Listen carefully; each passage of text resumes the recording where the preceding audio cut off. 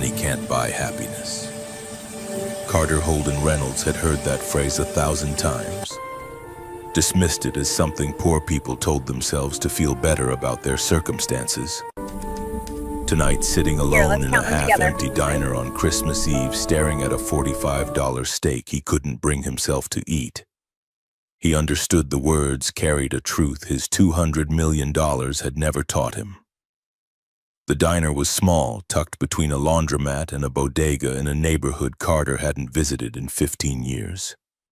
He'd chosen it deliberately, driven by some impulse he couldn't name, some need to return to the place where he'd eaten ramen as a broke MIT student dreaming of the empire he'd one day build. Reynolds Tech existed now, software that powered half the healthcare systems in North America, a valuation that made investors salivate and board members demand quarterly growth that bordered on impossible. He'd built everything he'd imagined and more. The emptiness felt like a physical weight in his chest. His phone sat face down on the red checkered tablecloth. He'd tried calling an hour ago, heard his ex-wife Rebecca's clipped voice explaining that Madison was busy decorating gingerbread cookies with Mark. Mark, who lived in the house Carter's child support payments funded. Mark, who got to see his daughter's face every morning over breakfast while Carter scheduled video calls like business meetings, fighting for scraps of attention from a 5-year-old who increasingly seemed to forget what her father's voice sounded like. The call had lasted 43 seconds. He'd counted. Maddie's excitement had bubbled through the speaker, all energy and joy about the cookies, about Mark's funny voices, about how they were going to drive around looking at Christmas lights after dinner. She'd said she loved him before hanging up. The words rushed in automatic, already moving on to the next moment, the next person who was actually present in her life. Carter pushed the steak around his plate. The wine he'd ordered sat untouched, an $80 bottle that felt obscene now, wasteful in a way his younger self would have understood instantly. 3 other tables held customers, their quiet conversations floating through the warm air. A couple in the corner holding hands across the table. 2 men who looked like construction workers laughing about something one of them had done at a job site. An elderly woman eating soup, reading a paperback novel with bent corners and a cracked spine. Everyone had somewhere to be after this, someone waiting. His phone buzzed. Thomas Brennan Sullivan, his CFO, and the closest thing Carter had to a best friend, checking in with the kind of persistence that came from watching someone spiral for 2 years straight. The text was simple, bro. You can't spend Christmas alone again. Come to our house. 7 people, chaos, but your family. Carter typed back. Need to clear my head, but thanks. Brennan's response came immediately. Then at least eat something. You look like death. The concern was real, earned through years of late nights building the company from nothing, through the divorce that had nearly destroyed Carter's ability to function, through the custody battle that had ended with his daughter 900 miles away, and a visitation schedule that felt like prison terms marked on a calendar. Brennan had 3 kids, a wife who laughed easily, a house that smelled like cookies and chaos. He understood what Carter had lost because he lived what Carter wanted. The door opened, bringing a gust of December cold that made the other diners look up. Carter barely noticed, lost in the familiar loop of thoughts that had defined the past week. Tomorrow was Christmas. Maddie would open presents from Mark, from Rebecca's parents who'd never approved of Carter's obsession with work, from the new family that had formed in the space his absence created. He'd shipped gifts weeks ago, carefully chosen items that cost too much and meant too little, compensating with price tags for the presents he couldn't provide. His therapist called it the pattern. Throwing money at problems, believing resources equaled solutions, confusing provision with connection. Carter knew the diagnosis was accurate and had no idea how to change the fundamental wiring that made him see the world through spreadsheets and strategic planning. When Rebecca had asked for more time together, he'd hired a housekeeper to free up her schedule. When she'd said she felt lonely, he'd bought the vacation home on Martha's Vineyard. Every complaint met with a purchase, every need answered with his checkbook, until the day she'd told him she was in love with someone else. Someone who remembered to ask about her day and actually listened to the answer. The steak had gone cold. Carter signed the check without looking at the total, left a tip that would make the waitresses weak, and prepared to return to the penthouse that cost more per month than most people earned in a year. Then he heard the voice, a woman at the counter, her back to him, speaking softly to the elderly waitress Carter now recognized as Mrs. Patterson, the owner who'd let him run a tab when he was 22 and eating twice a week on borrowed money. The woman was younger than Mrs. Patterson by decades, thin, in a way that spoke of missed meals rather than gym memberships, wearing a coat that looked worn even from across the room. Next to her stood a little girl, blonde hair pulled into a ponytail that had seen better days, light-up sneakers that blinked red with each small movement. The child was maybe 5 years old, standing on her tiptoes to see the menu board mounted on the wall behind the counter. The woman was counting coins. Carter watched her spread them across the counter's surface, quarters and dimes and nickels arranged in small piles, while her lips moved with silent arithmetic. Mrs. Patterson stood patient and kind, making no move to rush the process. The little girl watched her mother with enormous eyes that held something Carter recognized instantly, a hope so fragile it hurt to witness. The woman's hands shook slightly as she gathered the coins back into her palm, counting again as if the total might change through sheer force of will. Her voice, when she finally spoke, carried the weight of a decision that mattered for too much. "Can we get the spaghetti, Mrs.?" Patterson's expression softened with practiced sympathy. "The spaghetti is $8.95, honey." The woman closed her eyes for just a second, doing math that clearly didn't work in her favor. "The soup is $6.50, Mrs. Patterson nodded. "And milk for her." $2. The little girl tugged at her mother's sleeve. "Are we having dinner here, Mommy? Like a real restaurant?" The question landed like a punch. Carter's hand froze halfway to his water glass. He'd eaten in restaurants since before he could remember, never once considering the act as something special. Something that required hope and careful budgeting and the courage to walk through a door knowing you might not have enough. The woman forced a smile that didn't reach her eyes. "Only if we have enough money, sweetie." Carter looked at his abandoned steak, at the wine he'd ordered without checking the price, at the leather wallet resting on the table next to his phone. He thought about Maddie, about the last time she'd asked him for something simple and he'd been too distracted to notice. He thought about his daughter 900 miles away, eating cookies with another man while he sat alone in a diner counting his mistakes. The little girl's face fell with the particular devastation of childhood disappointment, quick and complete. Her mother was still counting, still hoping the numbers would somehow rearrange themselves into enough. Carter stood before he'd fully decided to move. The walk to the counter felt longer than it should have, his brain catching up to his body's decision. The woman had her back to him, shoulders tight with the tension of someone who'd learned not to expect kindness from strangers. The little girl saw him first, those enormous blue eyes tracking his approach with curiosity rather than fear. "Excuse me." The woman spun fast, instinct pulling her daughter closer in a movement that spoke of hard lessons learned. Carter raised both hands slightly, a gesture of peace he'd seen in dozens of business negotiations, but never needed in a diner. "I'm sorry to intrude." His voice came out gentler than he'd intended. "I'm having dinner alone over there." He gestured toward his table with its abandoned steak. "It's Christmas Eve. Nobody should eat alone on Christmas, right? Would you two like to join me?" The woman blinked several times, her face cycling through confusion and suspicion before landing on something that looked like embarrassment. What?" Carter felt the weight of his expensive watch, his tailored shirt under the casual jacket, all the markers of wealth he usually wore without thought. "I ordered too much food, and honestly, you'd be doing me a favor. Christmas alone is..." He let the sentence trail off, the admission more honest than he'd planned. The woman opened her mouth, closed it again. She looked at the coins in her hand, at the menu board, at Mrs. Patterson, who was watching the exchange with interest. "I can't accept. We're fine. Thank you, but..." She started to turn away, pulling her daughter toward the door.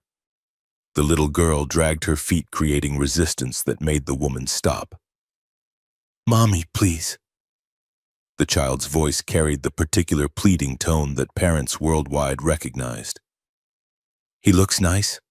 Carter crouched down, making himself smaller, less threatening. He thought about Maddie, about how she could read people with the uncomplicated honesty of children who hadn't learned to hide their observations. What's your name, Sophie? The girl's face brightened with the attention. And this is my mom, Rachel. Rachel. The name fit the tired but pretty face, the brown hair pulled back in a practical ponytail, the dark circles under eyes that had probably seen too many early mornings and late nights. Nice to meet you both. I'm Carter. He stood slowly, keeping his movements deliberate. Look, I know this seems strange, but I genuinely ordered too much food, and it would be nice to have company. You'd actually be doing me a favor. Something in his voice must have registered as truthful because Rachel's grip on her daughter loosened fractionally. She looked at Sophie's hopeful face, at the coins still clutched in her hand, at Carter's expression, which he kept carefully neutral.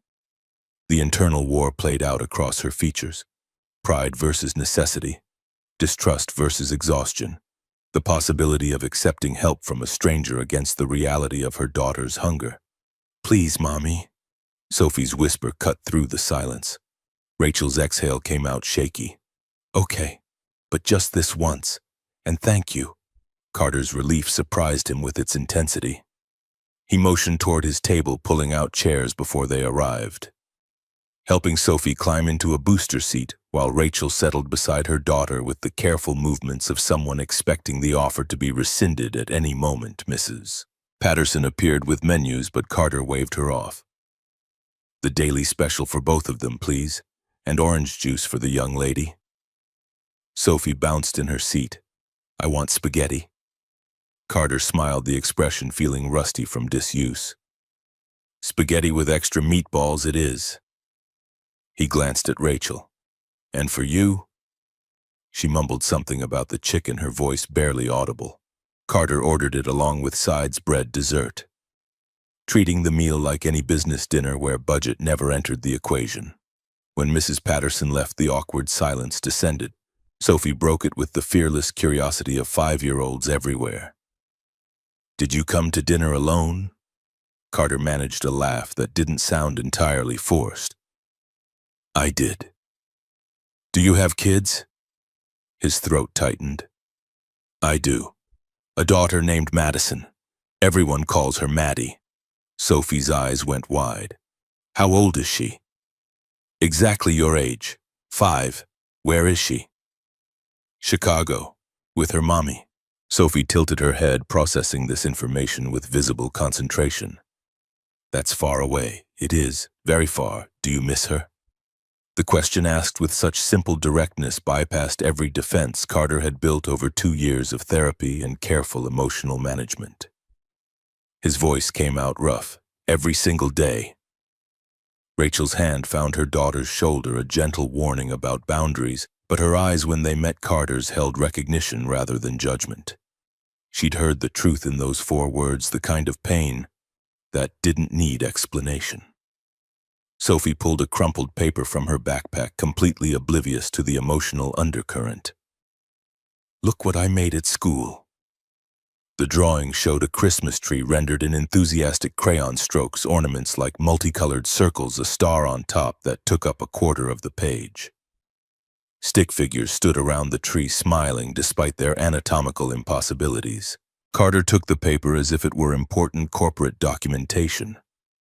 This is wonderful. You're very talented, Sophie. The girl beamed with the pure joy of recognized accomplishment. Thank you. Do you like the star? It's the best part. Very bright. Rachel watched this exchange with an expression Carter couldn't quite read. When was the last time someone had listened to her daughter like this? Treating a child's artwork as worthy of genuine attention rather than perfunctory praise. When was the last time someone had listened to Rachel herself? The food arrived faster than expected, Mrs. Patterson clearly understanding this wasn't a normal dinner. Sophie attacked her spaghetti with the enthusiasm of the truly hungry, sauce immediately decorating her face. Rachel ate slowly, still uncomfortable with accepting what she clearly viewed as charity. Carter found himself asking questions he usually reserved for business meetings. Except these mattered in ways quarterly projections never would. "What do you do, Rachel?" She hesitated, chewing thoughtfully before answering. "Retail. Patterson's department store." She didn't mention that she'd once been something else, something that required training and skill and dedication.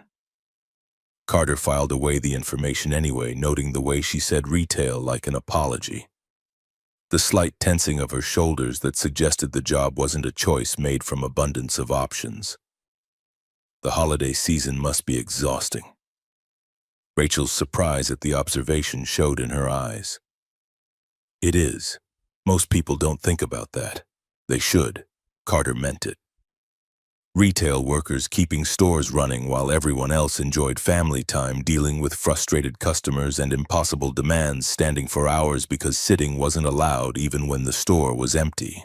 The conversation flowed easier after that. Sophie dominated with stories about school, about her teacher who was nice but strict, about the drawing contest she'd won with a picture of a sunset. Carter listened with the full attention he usually reserved for investor pitches, asking follow-up questions, genuinely interested in the small details of a 5-year-old's world. Rachel slowly relaxed her shoulders, dropping from their defensive hunch. She even smiled when Sophie told a particularly animated story about a classmate who'd gotten glue in her hair. The smile transformed her face, erasing years of stress and revealing the woman she might be if life had been kinder. "You have a daughter Maddie's age?" Rachel's question came tentatively, as if unsure whether the topic was allowed. Carter nodded. "She's in Chicago, with her mom and—" He paused, the word stepfather sticking in his throat. "Her mom's boyfriend." Sophie looked up from her spaghetti. "Don't you live together? We used to. But not anymore." The little girl absorbed this with the philosophical acceptance children displayed about divorce, a reality so common it barely registered as unusual. Why not? Rachel made a small sound of parental mortification. "Sophie, that's not—" "It's okay." Carter met Sophie's eyes, seeing nothing but innocent curiosity. "Sometimes grown-ups stop being happy together. It's sad, but it happens." "Are you sad?" The question was a knife between his ribs, sharp and unexpected.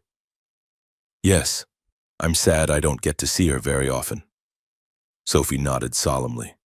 "That would make me sad too." The meal continued with lighter topics, but something had shifted. Rachel wasn't looking at him like a stranger anymore. Her guard had come down enough to reveal the person underneath, someone who'd survived things Carter could only imagine, someone who loved her daughter with a fierceness that made his chest ache. When they finished, Sophie was yawning despite her best efforts to stay alert. Rachel glanced at the clock on the wall and her eyes widened. "Oh my goodness, we stayed so long. I'm sorry. You don't need to apologize." Carter had already settled the bill during a bathroom trip earlier, knowing Rachel would protest if given the chance. "It was my pleasure, really." Rachel saw him reach for his wallet and started to object. "No, let me pay for our part, please. It's already taken care of." Her face flushed. "That's not fair. You can't just—" Carter kept his voice gentle. "Fair is subjective. Let me have this, please." Rachel's eyes filled with tears. She blinked away quickly. "You have no idea how much this meant." "I think I do."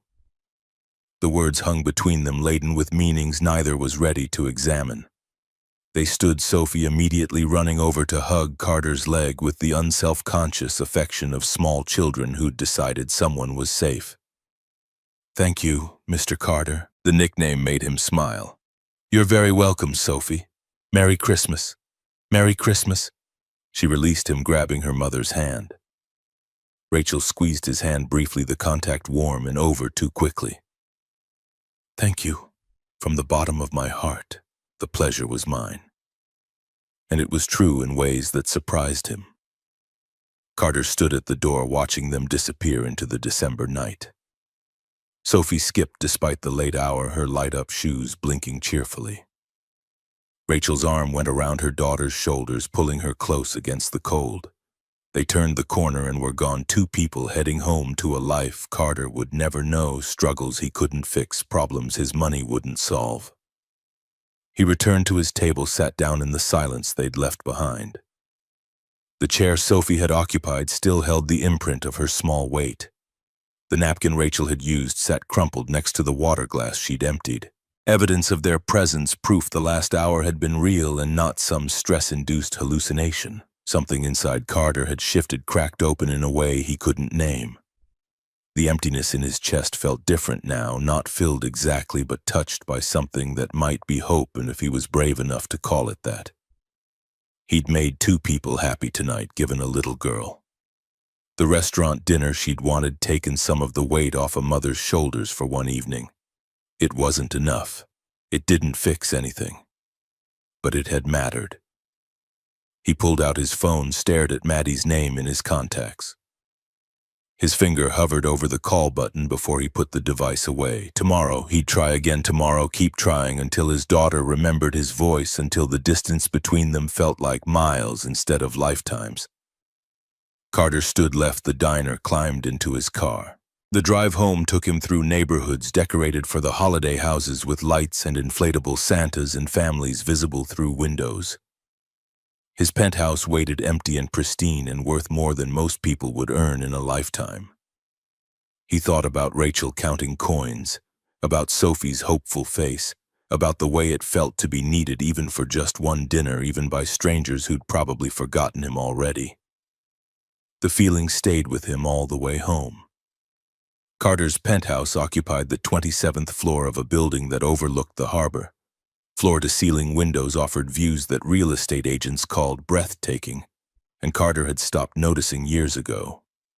He stood at the glass, now tie-loosened jacket discarded on the leather couch that cost more than some cars, staring at the city lights without seeing them.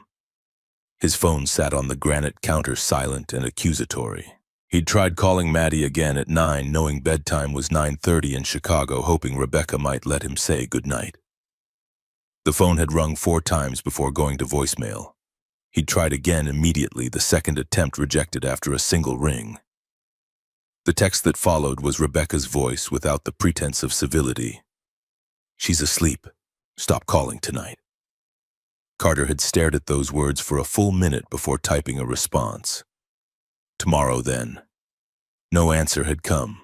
He pulled out his wallet, now flipping past the credit cards and business cards and folded receipts until he found the small compartment he never let anyone see. The photo inside was worn at the edges from handling the colors, slightly faded despite being only 2 years old. Maddie at 3, ice cream cone gripped in both hands, chocolate smeared across her chin gap, toothed smile. Light blonde hair falling into her eyes. She was looking at the camera like it was the best day of her life, because it had been. The aquarium in Boston, the penguin exhibit, lunch at the outdoor cafe where she'd gotten more ice cream on her dress than in her mouth. Before the divorce, before Chicago, before Mark. Carter's thumb traced the edge of the photo. How many Christmases had he already missed? How many more before she stopped asking when Daddy was coming to visit, stopped mentioning him in school assignments about family? Stopped including him in the careful accounting of people who mattered 2 Christmases apart. By the time she was 18, that would be math he couldn't bear to complete. The penthouse felt enormous around him. 3 bedrooms because the real estate agent had insisted a man of his position needed space for guests and a home office and a gym. The master suite alone was larger than most apartments. Marble counters, high-end appliances, art on the walls. Chosen by an interior designer he'd met twice. Everything curated and expensive and utterly devoid of the only things that would have made it a home. No toys scattered across the floor. No drawings held to the fridge with magnets.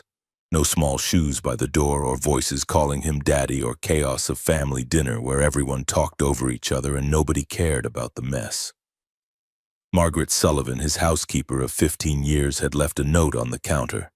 Her handwriting was neat, practical. "Merry Christmas, Mr. Reynolds." Leftovers in fridge. Don't work too late. Maggie. The kindness in those simple words made his throat tight. Maggie understood loneliness better than most, a widow with no children who'd made Carter's household her purpose. She worried about him in the maternal way of people who'd decided you needed looking after whether you wanted it or not. He didn't eat the leftovers. Instead, he poured a scotch he didn't drink, standing at the window, watching Boston celebrate a holiday that had lost all meaning beyond another day of missing his daughter. His mind kept returning to the diner, to Rachel's careful counting of coins that added up to barely enough, to Sophie's hopeful face, to the way it had felt to make someone smile to matter for an hour to people who expected nothing from him beyond basic human kindness. When was the last time anyone had looked at him like that? Not as CEO Carter Reynolds, not as the man worth $200 million, not as the ex-husband or the absent father or the investor whose approval could make or break a startup. Just as Carter, a person who'd offered dinner and conversation. The scotch sat untouched until it warmed. Carter finally poured it down the sink, went through the motions of getting ready for bed in a bathroom larger than some people's inner living spaces. Marble and chrome and a shower with 6 different settings he'd never bothered to learn. Sleep didn't come easily. When it did, he dreamed of small hands covered in spaghetti sauce, of light-up shoes blinking in the dark, of a voice asking with perfect innocence, "Do you miss her?" every single day. Christmas morning arrived with pale winter light filtering through windows Carter had forgotten to cover. He'd slept 4 hours, maybe less, waking multiple times to check his phone for messages that never came. The apartment was silent except for the distant sounds of the city traffic and horns and life happening somewhere else to people who belonged to it. The coffee maker was automatic, grinding beans and brewing at precisely 7 a.m., whether anyone was there to appreciate it or not. Carter stood in the kitchen mug, warming his hands, staring at nothing. His phone finally rang at 8:30. Brennan's name on the screen, the call inevitable as sunrise. Carter answered on the 3rd ring. "Merry Christmas, man." Brennan's voice carried the slightly frantic edge of someone managing 3 children on holiday morning. "You doing okay?" "Fine." The lie tasted familiar. "Liar. Come over. Kids are already destroying the living room and Susan made enough food for an army."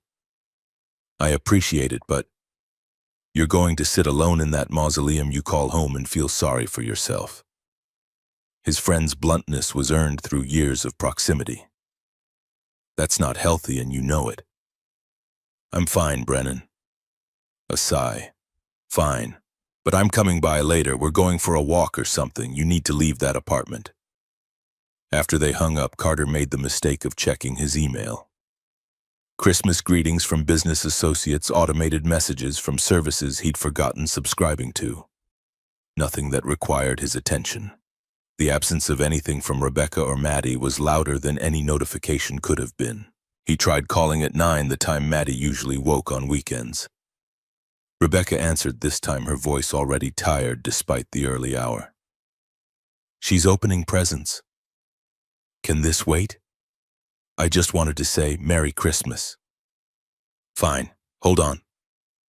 The sound of the phone being handed over, Rebecca's voice in the background telling Maddie it was Daddy. The squeal of excitement that followed made Carter's eyes burn. Daddy Maddie's voice burst through the speaker, all energy and joy. Merry Christmas, sweetheart." Carter sat down on the couch, gripping the phone. "What did Santa bring you?" The next 5 minutes was a breathless catalog of presents. A new bicycle, pink with streamers on the handles. A art set with real paints and brushes. Books about animals. Clothes from Grandma. A puzzle from Mark that had 1,000 pieces, which was basically impossible, but she was going to do it anyway. Carter listened to every word, committing the details to memory. "That's amazing, sweetheart. It sounds like you made out really well." "I did." "What did you get?" The question caught him off guard. "Nothing yet. I haven't opened my presents." A lie, since there were no presents to open. The gifts from his staff were still wrapped on the dining room table, bottles of wine and gourmet food baskets he'd eventually donate. No one had given him anything that mattered because the only person whose gifts he wanted was 900 miles away. Oh, Maddie's disappointment was audible. Well, I hope you get good stuff. I'm sure I will. He paused, searching for the right words. I miss you, Maddie. So much. Miss you too, Daddy. Then, barely missing a beat, Mark's making hot chocolate with the little marshmallows. Can I go? The dismissal was casual, unintentional, and absolutely devastating. Of course. Go ahead. I love you. Love you too. Bye. The call ended before he could respond. Carter sat holding the phone for longer than necessary, replaying those 10 words. Mark's making hot chocolate. Can I go? Bye. His daughter's life was full of moments he wasn't part of, traditions being built without him. Memories forming where he existed only as the voice on the phone who called at inconvenient times. He was becoming peripheral, optional, the parent you loved out of obligation rather than active presence.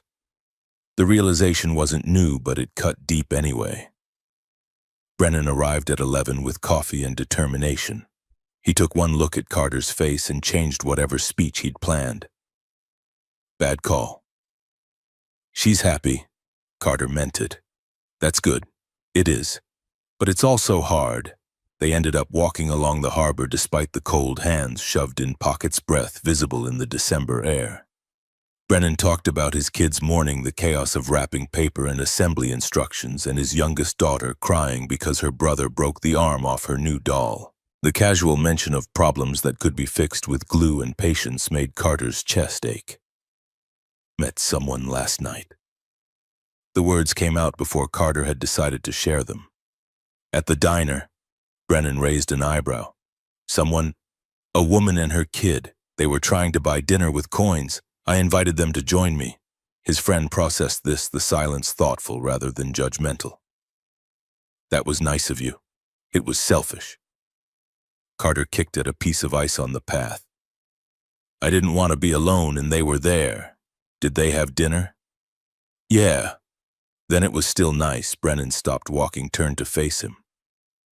Look, I know Christmas is hard. I know you miss Maddie, but maybe doing something kind for strangers is exactly what you needed. Maybe. They walked another hour before Brennan insisted Carter come to dinner. The Sullivan house was exactly as advertised: chaos and noise and 3 children who treated Uncle Carter like a jungle gym the moment he walked through the door. Susan fed him enough for 3 people. Brennan's parents asked polite questions about work. And for a few hours, Carter could pretend he belonged to something bigger than his empty apartment and failed marriage. But when he left at 8, driving home through streets quiet with holiday stillness, the loneliness returned with crushing familiarity. The penthouse waited unchanged and uncaring. Carter stood at the windows again, looking at a city that sparkled with celebration, and thought about Rachel counting coins. About Sophie's light-up shoes, about the way it had felt to matter even briefly, even to strangers. The next 3 days passed in a blur of routine. Carter went to the office despite it being a holiday week, catching up on work that didn't need catching up on. He answered emails, reviewed projections, participated in a conference call with investors in Tokyo who didn't celebrate Christmas and wanted to discuss Q1 targets. The work was there because he made it be there, filling time that would otherwise demand he confront how little else existed in his life. On December 28th, Maggie cornered him in the kitchen. You need fresh air. Her tone left no room for argument. You've been cooped up here for days. I'm fine, Maggie. She gave him the look that had cowed him since he was 30 and newly divorced and barely functional. You're not. Go for a walk. Now. Carter knew better than to argue when she used that voice. He grabbed a jacket, took the elevator down 27 floors, and stepped into an afternoon that was cold and clear. Without conscious decision, his feet carried him toward the park. The common was decorated for the holidays, lights strung in trees that wouldn't be lit until evening. Wreaths on lampposts, families bundled in winter coats feeding ducks by the pond. Carter found a bench, sat down, pulled out his phone to review a contract that definitely could have waited until Monday. The shriek made him look up. A little girl, blonde hair flying behind her, running with the reckless speed of someone who hadn't learned caution yet. She was heading straight toward him, focused on something over his shoulder, not watching where her feet were going. Carter recognized her half a second before she registered his presence. Mr. Carter. Sophie skidded to a stop 3 feet away, her face splitting into a smile so wide it looked painful. Behind her, moving more slowly but with equal surprise, was Rachel. The coincidence felt impossible. Boston had 600,000 residents, and Carter had picked this specific bench in this specific park at this specific moment. The odds defied calculation. Sophie. Carter stood, unable to hide his own smile. What are you doing here, looking at the lights? The little girl bounced with excess energy. Mommy said we could see them one more time before they take them down. Rachel reached them slightly breathless, her expression cycling through shock and something that might have been pleasure before settling on embarrassment. I'm so sorry, she just ran off. She saw you, and don't apologize. Carter meant it. This is the best surprise I've had all week. The words hung in the air, more honest than he'd intended. Rachel's cheeks flushed, whether from the cold or the compliment, Carter couldn't tell. An awkward silence descended. Sophie filled it immediately. Are you looking at the lights too? I was just sitting. But I'd love to look at lights. Carter glanced at Rachel. Mind if I join you? He watched her hesitate, saw the internal debate play across her features. The same calculation as the diner, weighing trust against risk, kindness against caution. Sophie grabbed her mother's hand and pulled. Please, Mommy. Rachel's surrender came with a small smile. Okay, just for a bit. They walked slowly, Sophie darting ahead to point out decorations while staying within the invisible boundary her mother had clearly established. The little girl's enthusiasm was infectious, her running commentary filling the spaces where adult conversation might have faltered. Carter fell into step beside Rachel. How was your Christmas? Quiet. Her answer was careful. We stayed home mostly. Sophie got some presents from the church donation program. The casual mention of charity made Carter's chest tighten.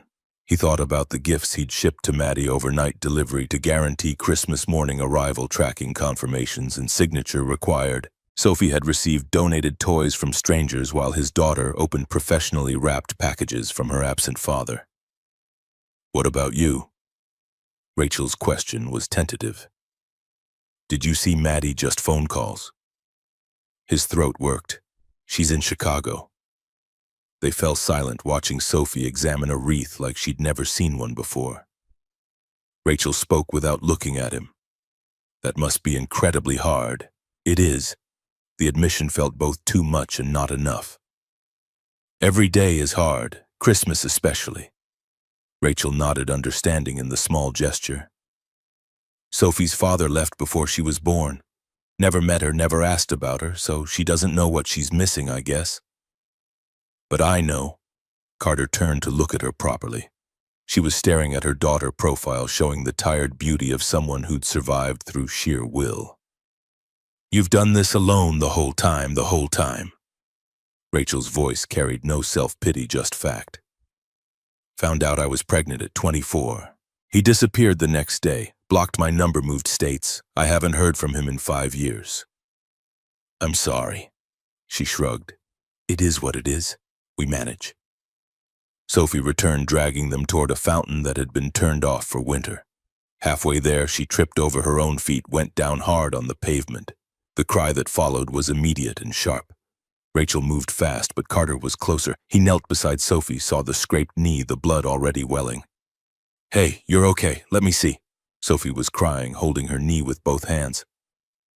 It hurts, I know, sweetheart. Carter looked up at Rachel, who'd pulled a small first aid kit from her purse with the efficiency of someone who'd done this before. Can I? Rachel's hands moved with practiced competence.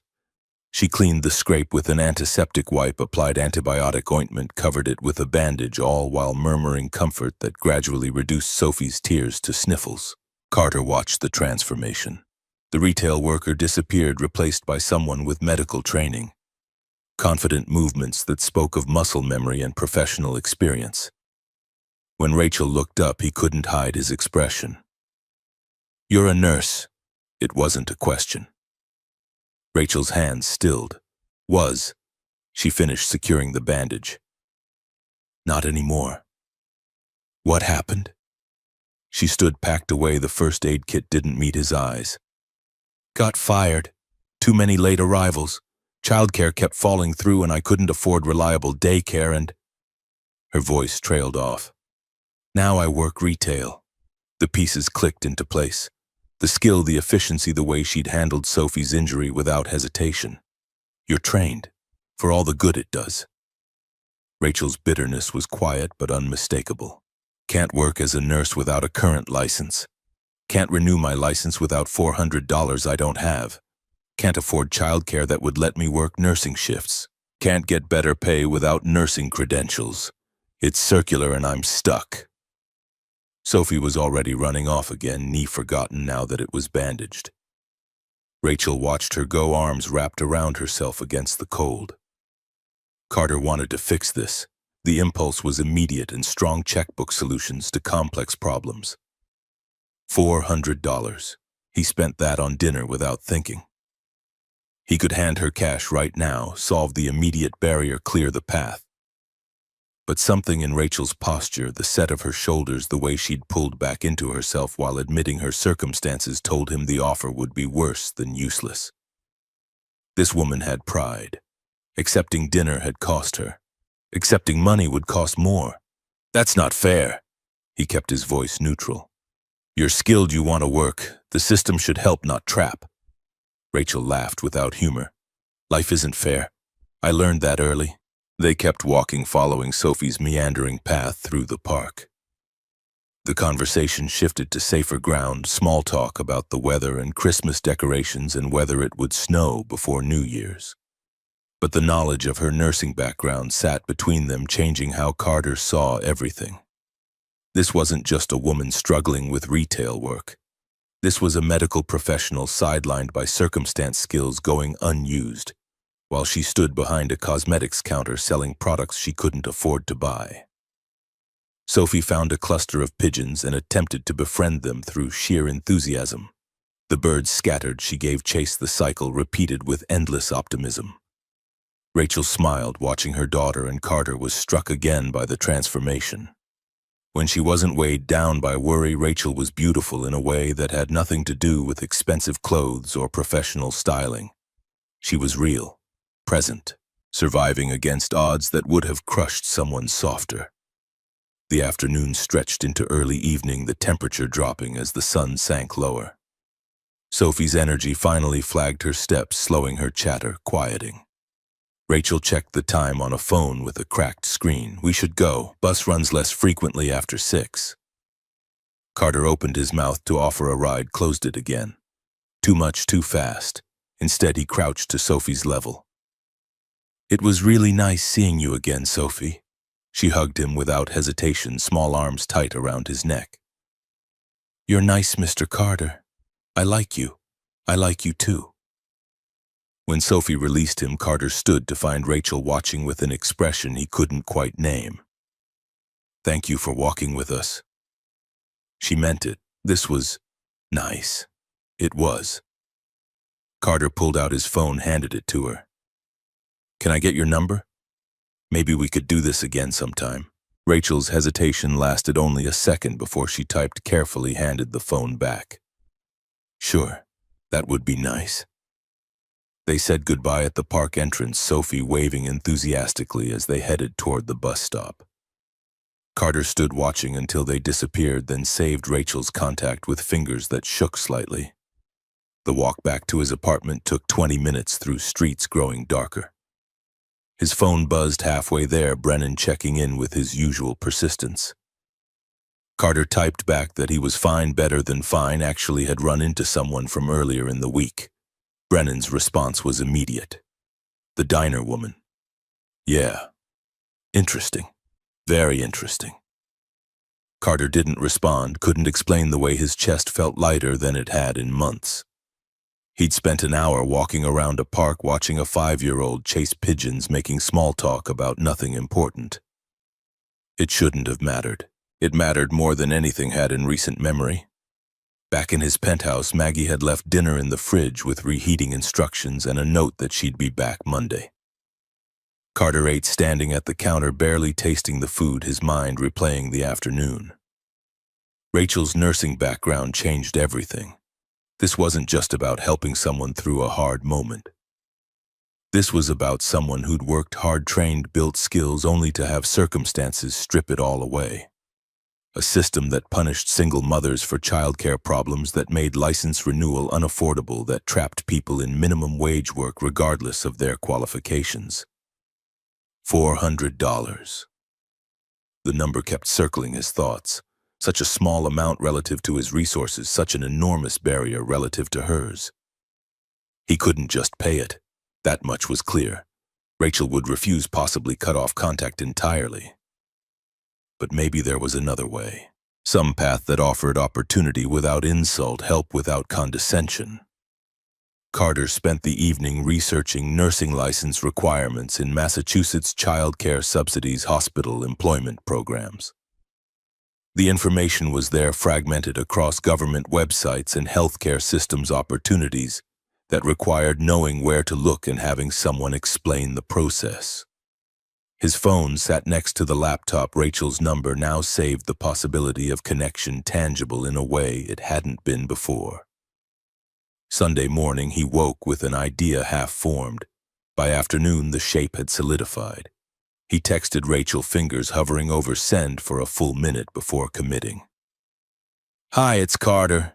Sophie mentioned she likes penguins. The New England Aquarium has a feeding Tuesday at 4. Would you two like to go?" The response took 10 minutes that felt like hours. She would love that. "Are you sure?" Carter typed quickly. "Absolutely. I'll pick you up at 3:30. "Okay, thank you." He sent the address request, received her location, spent the next 20 seconds staring at the map. The neighborhood was exactly what he'd expected: low-income housing on the edge of a district that hadn't seen investment in decades. Rachel and Sophie lived in a building that probably had broken heating and questionable plumbing. The distance between their worlds felt vast. Carter's penthouse versus Rachel's apartment, his wealth versus her coins, his options versus her constraints. But Tuesday at 3:30 he'd cross that distance. Would pick them up, take them to see penguins, give Sophie an afternoon of joy that cost her mother nothing but trust. It was a small thing. It wouldn't solve anything fundamental. But it was a start, and right now Carter needed to start somewhere. The next 2 days crawled past. Work provided distraction, meetings and decisions that required attention if not passion. Brennan caught him smiling at nothing Monday afternoon and demanded details Carter wasn't ready to share. Tuesday arrived cold and clear. Carter left the office at 2, drove home to change into casual clothes that he hoped looked approachable rather than expensive. Maggie watched him fuss with his jacket for the 3rd time and finally spoke. "You're nervous." "I'm fine." She smiled. "You're nervous. That's good. Means you care." At 3:20, he was in his car, address programmed into GPS hands, gripping the steering wheel harder than necessary. The drive took him through neighborhoods that grew progressively less maintained, buildings with peeling paint and cracked sidewalks, the visible markers of economic inequality rendered in concrete and brick. Rachel's building was worse than he'd imagined from the map. 6 stories of weathered gray concrete windows that didn't quite fit their frame, steps to the entrance cracked and uneven. But the door was clean. Someone had swept recently, effort visible despite limited resources. Carter texted that he'd arrived rather than go inside. The wait lasted 3 minutes before the door opened and Sophie exploded out, already talking at full volume. "Mr. Carter, we're going to see penguins." Rachel followed more slowly, and Carter's chest tightened, seeing her in daylight outside the context of the park. She'd made an effort, her hair down instead of pulled back, wearing a coat that was still too thin but cleaner than the one from the diner. Sophie had on the sim light-up shoes and a dress that was clearly her best despite the visible wear. They'd prepared for this like it mattered. The realization made Carter's eyes burn. He helped Sophie into the back seat, made sure her seatbelt was secure. Tried not to notice the way Rachel gripped her purse like a lifeline. The drive to the aquarium took 20 minutes, Sophie providing running commentary the entire time, pointing out every decoration and dog and interesting cloud she saw. Rachel was quiet, her hands folded in her lap, her expression unreadable. At the aquarium, Carter paid for admission before Rachel could protest, got them through the entrance and into the vast space where tanks glowed blue and families moved between exhibits with the slow drift of people who had nowhere else they needed to be. Sophie's reaction made every awkward moment worth it. She pressed her face to the glass of the first tank, watching tropical fish swim lazy circles, her breath fogging the surface. The wonder on her face was pure and uncomplicated joy that required nothing but the present moment. They moved through exhibits slowly, Sophie stopping at every tank to ask questions. Carter and Rachel answered as best they could. The touch tank produced squeals when she gathered courage to pet a stingray. The jellyfish prompted theories about how they moved without bones. The sea turtles inspired declarations that she needed one as a pet. Rachel relaxed incrementally, her shoulders losing their tension, her smile coming more easily. By the time they reached the penguin exhibit, she was laughing at Sophie's enthusiasm, adding her own observations, treating the afternoon like a gift rather than charity. The penguin feeding was scheduled for 4 o'clock. They got spots at the front of the viewing area, Sophie bouncing on her toes with anticipation. When the handler asked for volunteers, Sophie's hand shot up with such force she nearly lifted off the ground. The handler chose her along with 2 other children. Sophie was given a fish, shown how to throw it, watched a penguin waddle over and gulp it down. The joy on her face could have powered the city. Carter pulled out his phone, captured the moment, sent the photo to Rachel without thinking. She checked her phone, looked at the image, her eyes immediately wet. "Thank you." Her voice was barely audible over the crowd. "This means everything to her. I'm glad." They stayed another hour after the feeding, wandering exhibits at Sophie's pace. The little girl's energy seemed inexhaustible, her questions endless, her capacity for wonder. Something Carter had forgotten existed. When they finally left, the sun was setting, the sky streaked orange and pink. Sophie fell asleep in the back seat before they'd made it 3 blocks, her head lolling against the window. The penguin's stuffed animal Carter had bought clutched to her chest. Rachel watched her daughter in the rearview mirror, her expression soft with love, so fierce it hurt to witness. She never gets to do things like this. The confession came quietly. Aquariums cost money we don't have. Her friends from preschool go to places like this all the time and she never says anything. But I know she wishes. You're doing everything you can. It doesn't feel like enough. Because you love her. That's what parents who love their kids feel. Never enough, always wanting more for them. Rachel turned to look at him, really look, her eyes searching his face. You feel that way about Maddie, every day. They drove in silence after that, Sophie sleeping soundly in the back. When Carter pulled up to Rachel's building, she made no move to get out immediately. I need to tell you something. She spoke without looking at him. I was a pediatric nurse, got fired 2 years ago because I kept being late. Childcare fell through constantly and I couldn't afford reliable help, and my manager finally had enough. I've been trying to get my license renewed ever since, but it costs $400, and every time I save anything close, Sophie needs shoes or the electricity gets shut off or something breaks and the money goes there instead. Carter kept his hands on the wheel, gave her space to continue. I tell you this because I don't want you to think I'm just retail. Rachel's voice was steady despite the emotion underneath. I worked hard to become a nurse. I was good at it. Kids trusted me. Parents asked for me specifically. And I lost all of it because I couldn't afford childcare, and the system punishes poor people for being poor. You're still a nurse. Carter finally looked at her. A job title doesn't change what you know how to do. Try telling that to hospitals. She smiled without humor. No current license means no employment, no exceptions. That's not right. Lots of things aren't right. Rachel opened her door, glanced back at Sophie, still sleeping. I should get her upstairs. Wait. Carter reached under his seat, pulled out the small bag he'd hidden there earlier. Small gifts, nothing expensive. Just things that had made him think of Sophie and Rachel while walking past stores on his lunch break. I got something for Sophie. I hope that's okay.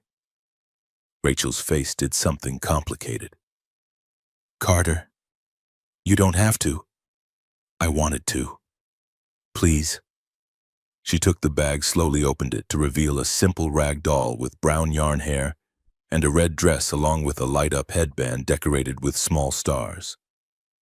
The doll was $18 from a local toy store, the headband $12. $30 total, nothing to Carter, probably half a week's groceries to Rachel. Her hands shook holding them. This is too much. It's really not. Rachel's eyes filled with tears she tried to hide. You can't keep doing this. Doing what? Being so kind. She looked at him directly. We can't repay you. I can't afford to reciprocate, and Sophie's going to get attached, and when you realize this is too much trouble or too complicated or not what you wanted, she'll be heartbroken, and I can't. Her voice broke. Carter reached across the center console, took her hand without thinking. I'm not going anywhere. You can't promise that. Rachel's whisper was fierce. Nobody can promise that. No, but I can promise I'll try. I can promise I won't disappear without warning. I can promise that if something needs to change, we'll talk about it like adults instead of me just vanishing. Why? The question was small and broken. Why do you care? Because when I'm with you and Sophie, I remember what matters. Carter squeezed her hand gently. My whole life is board meetings and quarterly projections and chasing numbers that don't mean anything. But with you two, I feel human again. Present. Like I'm actually here instead of going through the motions. Rachel cried silently, tears tracking down her face without sound. Carter found a napkin from the glove box, handed it to her, waited while she composed herself. Okay. Her voice was thick. Okay. But slow. We go slow. As slow as you need, and no more expensive things, just time. That's all we need from you, just time. He could do that, would gladly do nothing but spend time with them if that was what Rachel would allow. She gathered Sophie from the back seat, the little girl stirring but not fully waking. Carter handed Rachel the bag with the doll and headband, watched her juggle her daughter and the gifts and her purse, while trying to maintain dignity. Let me help you to the door at least. I've got it. But Rachel's smile was genuine this time. The walls coming down incrementally. Thank you, Carter, for all of this. Thank you for letting me be part of it. They were almost to the building entrance when Sophie woke enough to register where they were. She looked around, confused, saw Carter standing by his car, waved sleepily. Bye, Mr. Carter, bye, Sophie, sweet dreams. Rachel disappeared into the building, the door closing behind her with a click that felt final. Carter stood on the sidewalk, the December cold seeping through his jacket, watching the windows until a light came on in what must be their apartment. Third floor, probably no elevator. Rachel carrying a sleeping child up 2 flights of stairs at the end of a day that had started long before the aquarium. His phone buzzed. Rachel's number on the screen, a text that made his heart skip. Sophie woke up in the elevator. She wanted you to know she loves the doll and the headband, and she's naming the doll Rosie after her favorite flower. Thank you for today. It was perfect. Carter typed back quickly. The pleasure was all mine. Thank you for sharing your afternoon. Good night, Carter. Good night, Rachel. He drove home through streets that looked different, somehow brighter, despite the darkness full of possibility he hadn't noticed before. The penthouse waited empty as always, but the emptiness felt less oppressive now. Carter stood at his windows looking at the city, thinking about a little girl naming a doll Rosie, about a woman who'd lost her career to circumstances beyond her control, about second chances and small moments that mattered more than all the money he'd spent chasing happiness in the wrong places. His phone rang at 11 p.m. Unknown number. Carter answered anyway, some instinct making him pick up. Mr. Reynolds, a woman's voice professional and strained. This is Dr. Elizabeth Morrison from Children's Hospital Emergency Room. Carter's grip on the phone tightened. Yes, we have Rachel Hartford and her daughter Sophie here. The child is very ill. High fever, possible infection. Ms. Hartford gave us your number as her emergency contact. She asked me to call you. Time stopped. The city, the apartment, everything disappeared except the voice on the phone. I'm on my way. Carter was already moving, grabbing his keys, heading for the door. Tell her I'm coming. Tell her I'll be there in 15 minutes. He made it in 12, running 2 red lights and breaking the speed limit on streets empty enough to allow recklessness. The ER entrance glowed harsh and fluorescent automatic doors sliding open to admit him into antiseptic air. And the controlled chaos of medical emergency. Rachel sat in the waiting area, her face devastated, holding Sophie, who was clearly burning with fever. The little girl's face was flushed, her breathing labored, her small body limp in a way that terrified Carter more than anything he'd seen in business or divorce courts. Rachel's eyes found his, and the relief that flooded her expression nearly brought him to his knees. You came. Her voice broke on the words, always. Carter crossed the distance, knelt in front of them. I'm here. What happened? Sophie started crying around midnight. Fever of 104. I gave her medicine, but it's not coming down, and she's saying her ears hurt, and she's so hot, and I don't have insurance, and I don't know what to do, and Rachel's words tumbled over each other, panic overriding coherence. Carter put his hands on her shoulders, made her look at him. It's okay. We're at the hospital. They'll help her. It's going to be okay. A nurse appeared, called Sophie's name, led them back to an examination room where the real terror began. Dr. Elizabeth Morrison was in her late 40s with gray threading through dark hair pulled into a professional bun. She examined Sophie with efficient gentleness while Carter and Rachel hovered at the edges of the small examination room. The fluorescent lights made everyone look slightly ill, the smell of antiseptic sharp enough to sting. The thermometer beeped. 104.2. Morrison's expression stayed neutral in the way medical professionals learned early, revealing nothing that might panic anxious parents. She checked Sophie's ears with an otoscope, of the little girl whimpering at each touch. Listened to her lungs, the stethoscope moving across her small back while Sophie's breathing came rough and labored. Severe ear infection in both ears. The doctor straightened, making notes on a tablet. And I'm hearing fluid in her lungs. We need to run blood work, get her on IV antibiotics immediately. I want to admit her overnight for observation. Rachel's face went white. Overnight. How much we'll worry about costs later. Dr. Morrison's tone was kind but firm. Right now, we focus on getting Sophie better. A nurse appeared to start the IV line. Sophie cried when the needle went in, reaching for her mother with desperate hands. Rachel held her daughter close, murmuring comfort that did nothing to stop the tears. Carter stood useless at the foot of the bed, hands clenched at his sides, watching helplessness play out in real time. The IV fluid started dripping, antibiotics mixing with saline in the clear bag hanging above Sophie's head. Dr. Morrison stepped into the hallway, gesturing for Rachel to follow. Carter trailed behind without being asked, some instinct telling him this conversation mattered. Ms. Hartford, I need to ask some routine questions. The doctor's voice was gentle. When did Sophie last eat a full meal? Rachel's hands twisted together. Dinner yesterday, soup and crackers, and before that, lunch the day before. Dr. Morrison nodded slowly, her expression carefully neutral. I'm going to be direct with you. Sophie is significantly underweight for her age. A 5-year-old should be around 40 to 45 pounds. She's 32. The hallway tilted. Carter grabbed the wall for support, watching Rachel's face crumple with shame so profound it was painful to witness. Malnutrition weakens the immune system considerably. That's why this infection became so severe so quickly. Her body doesn't have the resources to fight properly. Rachel's voice came out broken. I feed her everything I have. I skip meals so she can eat more. I'm trying. I swear I'm trying so hard. I'm not judging you, Ms. Hartford. Dr. Morrison's tone held genuine compassion. I'm telling you so we can address it. Are you having food access issues at home?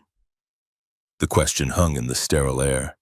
Rachel stared at the floor, tears tracking down her face, her entire body radiating defeat. Carter stepped forward without planning to. Yes. His voice was steady despite the rage building in his chest. She's struggling financially. Working retail, raising Sophie alone. The system isn't giving her what she needs. Dr. Morrison looked between them, assessing. Are you her partner? A friend. The word felt inadequate, but Carter had nothing better to offer. The doctor nodded. We have social workers who can help connect you with resources. Food banks. SNAP benefits, childcare subsidies. There are programs available. Rachel finally spoke, her voice small. I know about the programs. The wait lists are 6 months long and the paperwork requires things I don't have. And every time I call, I get transferred to someone new who tells me something different. I'll have our social worker come talk to you tonight. Dr. Morrison squeezed Rachel's shoulder. We'll figure this out. Right now, let's focus on Sophie. Back in the room, Sophie was already drowsing from exhaustion and fever. Her small hand clutched the stuffed penguin from the aquarium. The only familiar thing in a frightening place, Rachel sank into the chair beside the bed, reaching through the bed rails to hold her daughter's free hand. Carter stood at the window, staring at the parking lot 3 stories below without seeing it. His mind was racing through calculations, solutions, the instinct to fix this screaming through every nerve. Rachel literally starving herself so her daughter could eat. Choosing between electricity and food, between shoes that fit and keeping the heat on, making impossible decisions every single day, while he'd been debating which restaurant to order from for dinner. The disparity was obscene. Hours passed in that strange hospital time where minutes stretched and compressed unpredictably. Sophie's fever started dropping around 3 a.m., the antibiotics finally taking hold. Dr. Morrison checked in twice more, her updates guardedly optimistic. The crisis was passing. Rachel never left the chair.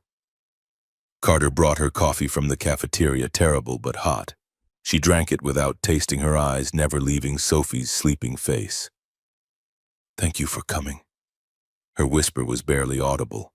I didn't know who else to call. I'm glad you called me. She looked up at him, then eyes red from crying and exhaustion. Why are you doing this? The question deserved honesty. Because when I'm with you and Sophie, I feel like myself again.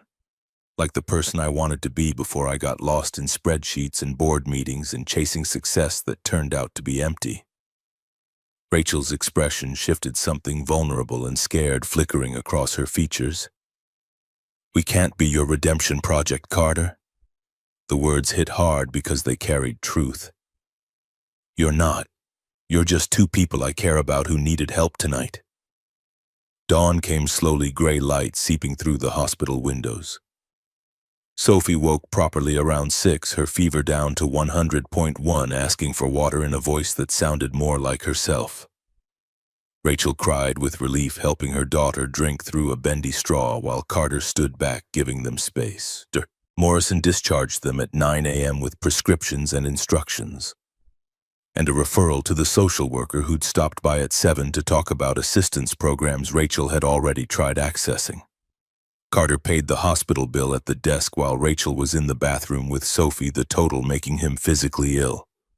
$3,400, more than Rachel probably made in 2 months gone in 8 hours of medical care. The ride back to Rachel's apartment was quiet. Sophie dozed in the back seat, the antibiotics making her drowsy. Rachel stared out the window, her profile showing exhaustion that went bone deep. Carter pulled up to her building, helped carry Sophie upstairs when Rachel's arms gave out on the second flight. The apartment was exactly what he'd expected and somehow worse. One room with a Murphy bed folded against the wall, a kitchen alcove barely big enough for one person, a bathroom he could see from the doorway. A curtain partitioned off a corner where Sophie's bed sat, child-sized and covered with a thin blanket that had been washed so many times the pattern was fading. Everything was spotlessly clean. That detail mattered more than it should have, the visible evidence of Rachel's pride despite circumstances that would break most people. He laid Sophie on her bed, pulled the blanket up, watched her small chest rise and fall with sleep. Rachel stood in the kitchen alcove, arms wrapped around herself, looking lost in her own home. "I don't know how to thank you. You don't need to thank me. The hospital bill is handled." Rachel's jaw tightened. "I can't pay you back. I'm not asking you to." "Carter," her voice carried warning. "I can't be in your debt. It's not debt, it's just helping." She laughed without humor, the sound bitter and tired.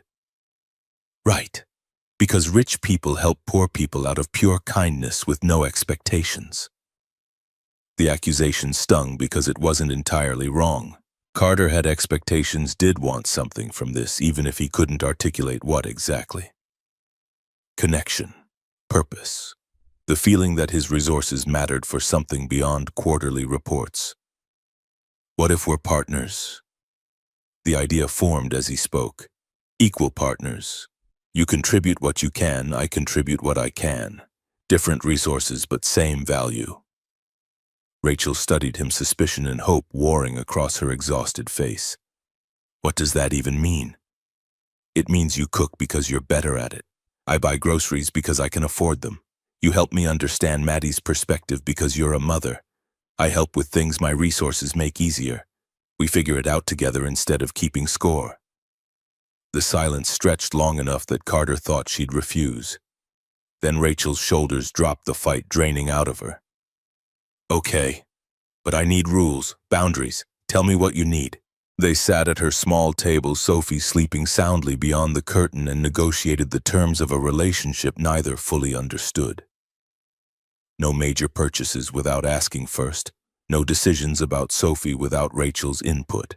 Equal voices even if unequal resources. The right to say no without explanation. Carter agreed to everything. He would have agreed to anything if it meant staying in their lives. The next 2 weeks established a rhythm that felt both natural and surreal. Carter picked up Sophie from preschool 3 times a week, giving Rachel breathing room to work without worrying. They did grocery shopping on Saturdays, Carter paying while Rachel cooked meals that filled his empty penthouse with smells that made it feel almost like a home. He learned Sophie loved macaroni and cheese made from scratch, that Rachel had a gift for stretching ingredients into full meals, that eating dinner together at a table while a 5-year-old narrated her entire day was better than any restaurant he'd ever visited. Maddie called every Sunday at 7. Sophie was always included now, the 2 girls talking shyly at first, then with growing comfort. Maddie asked what Sophie liked. Sophie asked about Chicago. Carter watched the connection form with a heart that felt too full for his chest. But Rachel's walls stayed partially up. She pulled back whenever Carter got too close, emotionally deflecting with jokes or changing subjects when conversations turned too personal. They'd almost kissed twice, moments where the air changed and awareness crackled before Rachel found reasons to step away. "I'm not ready." Her explanation was simple. "I need time." Carter gave her time, gave her space, gave her patience he hadn't known he possessed. Brennan noticed the changes immediately. Carter showed up to the office smiling, left at reasonable hours. Actually listened during meetings instead of mentally composing emails. His best friend cornered him in the break room on a Tuesday afternoon. "You're different, lighter." "Am I?" Brennan crossed his arms, expression caught between happiness and concern. "This woman, Rachel. It's serious, I think so." Carter couldn't keep the smile off his face. "Yeah, it's serious." "What about the board? Vanessa's still pushing the marriage angle, using your image as ammunition. The board can deal with reality instead of optics." His friend's eyebrows rose. "That's new. You caring less about business politics?" "Maybe I'm finally figuring out what actually matters." What changed, Carter thought about Sophie's laugh, about Rachel's smile when she let her guard down about eating homemade pasta, while a child explained in excruciating detail why dolphins were better than sharks. Met two people who reminded me I'm human, not just a bank account with a pulse. Brennan grinned. Good, about time. But the corporate pressure was real. Vanessa Ashford stopped Carter in the hallway Friday afternoon, her expensive perfume announcing her presence before she spoke. The board is concerned about your focus lately. My focus is fine. You're leaving early, taking personal calls during business hours, bringing food from home instead of networking lunches. Her tone suggested these were crimes. It reads as distracted, unstable. I'm allowed to have a life outside this office, not when the company's reputation rests on your stability. Vanessa's smile was sharp. After the divorce, investors questioned your judgment. Getting involved with someone inappropriate could tank our stock price. The words inappropriate hung in the air like poison. Rachel is a nurse. Carter kept his voice level through sheer will. Skilled, intelligent, raising a child alone. There's nothing inappropriate about her. She works retail. Vanessa's dismissal was casual and cutting. Lives in subsidized housing, has a child from an unknown father. That's not the image Reynolds Tech needs its CEO projecting. Rage flooded Carter's veins, hot and immediate. What I do in my personal life is none of the board's business. Everything about you is the board's business when you're the face of this company. She turned to leave, paused. Think about what matters more, Carter. The woman or the empire you built. After she left, Carter stood in the empty hallway, fists clenched, breathing hard. The threat was clear. Continue with Rachel or protect the company. Choose the relationship or maintain his position. Except it wasn't a real choice. Not anymore. He drove to Rachel's apartment that night unannounced, knocked on her door at 8 p.m. She answered in pajama pants and an old t-shirt, hair pulled into a messy bun, confusion written across her tired face. Is everything okay? Can I come in? Rachel stepped aside, closing the door behind him. Sophie was already asleep, her soft breathing audible from behind the curtain. Carter stood in the center of the tiny apartment, suddenly unsure how to articulate the feelings overwhelming his usual careful control. I need to tell you something. That sounds ominous. Rachel's attempt at lightness fell flat. The board at my company thinks I'm distracted. That being involved with you is bad for business, damages my image, makes me look unstable. Her face went carefully blank. Oh, and they're probably right in some ways. I am distracted. I think about you and Sophie constantly. I leave work early to pick her up from preschool. I schedule meetings around dinners at your place because eating with you two matters more than networking lunches. Rachel wrapped her arms around herself. Maybe they have a point then. Maybe this is I don't care what they think. Carter stepped closer. I don't care about my image or their opinions or whether dating you fits their idea of appropriate. You and Sophie make me happy in ways I'd forgotten existed. That's worth more than any company. Her eyes filled with tears. You can't mean that. I've never meant anything more. They stood in the small space between her table and kitchen, the air thick with words neither knew how to say.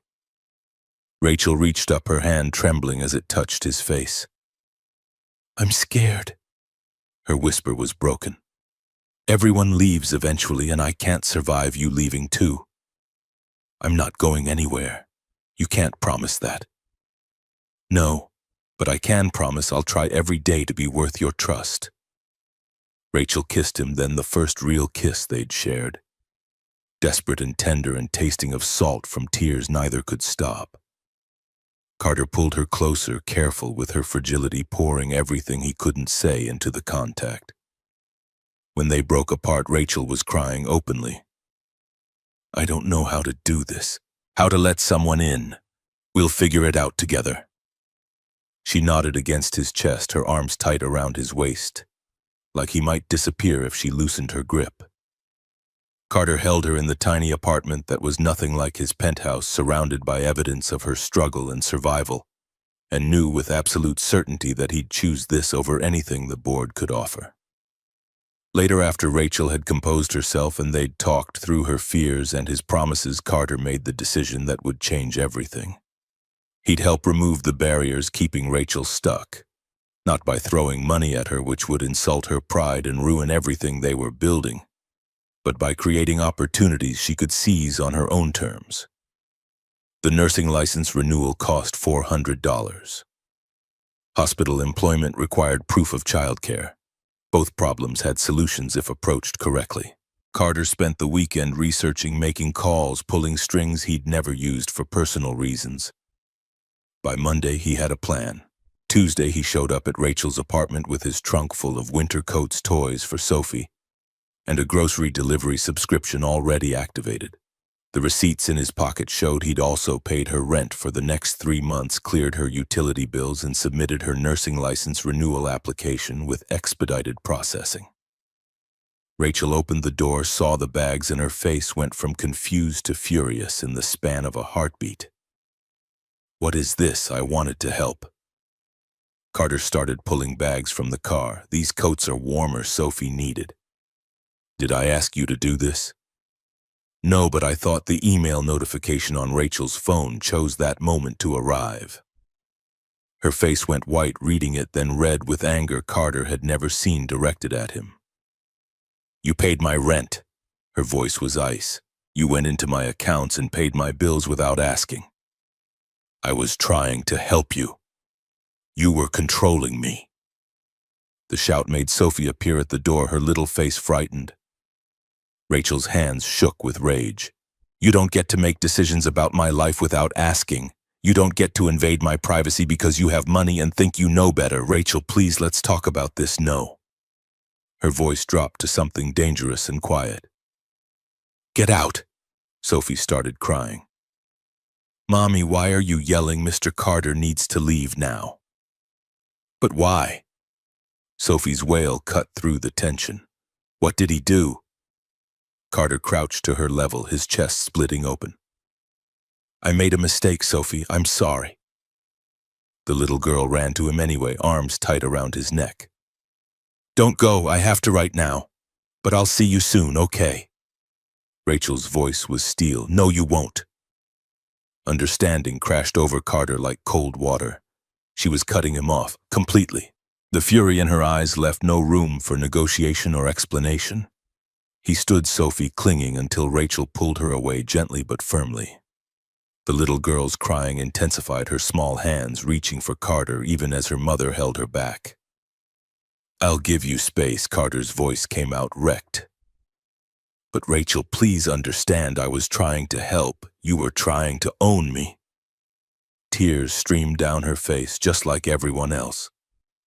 Just like Sophie's father, who thought he could decide for me, my boss, who thought he knew better, every man who's ever seen me struggle and assumed I needed saving instead of partnership. The door slammed in his face, cutting off Sophie's crying and Rachel's accusations. Carter stood in the hallway, bags of coats and toys scattered around his feet, listening to the sound of his own stupidity echoing in the silence. He'd done exactly what his therapist warned against. Tried to fix everything with money, assumed his resources meant he knew better, steamrolled over Rachel's boundaries because he'd convinced himself it was for her own good. The same pattern that destroyed his marriage, the same arrogance that lost him Maddie's daily presence, repeated with the only two people who'd made him want to be better. Carter gathered the bags, mechanically loaded them back in his car, drove home to a penthouse that felt emptier than ever. His phone stayed silent, every text he sent going unanswered, every call going straight to voicemail. He'd been blocked, completely and thoroughly cut off from the woman he loved and the child who'd called him Mr. Carter with such trust. 2 weeks passed in a fog of work and regret. Carter threw himself into Reynolds Tech with the desperation of someone who'd lost everything else. 18-hour days, weekends in the office, responding to emails at 3 a.m. because sleep wouldn't come anyway. Brennan watched with growing concern. "You look like death. Feel worse than death." "Talk to her. She blocked my number. Returned everything I bought. Won't answer the door when I go there. Maybe give her more time." But time felt like the enemy.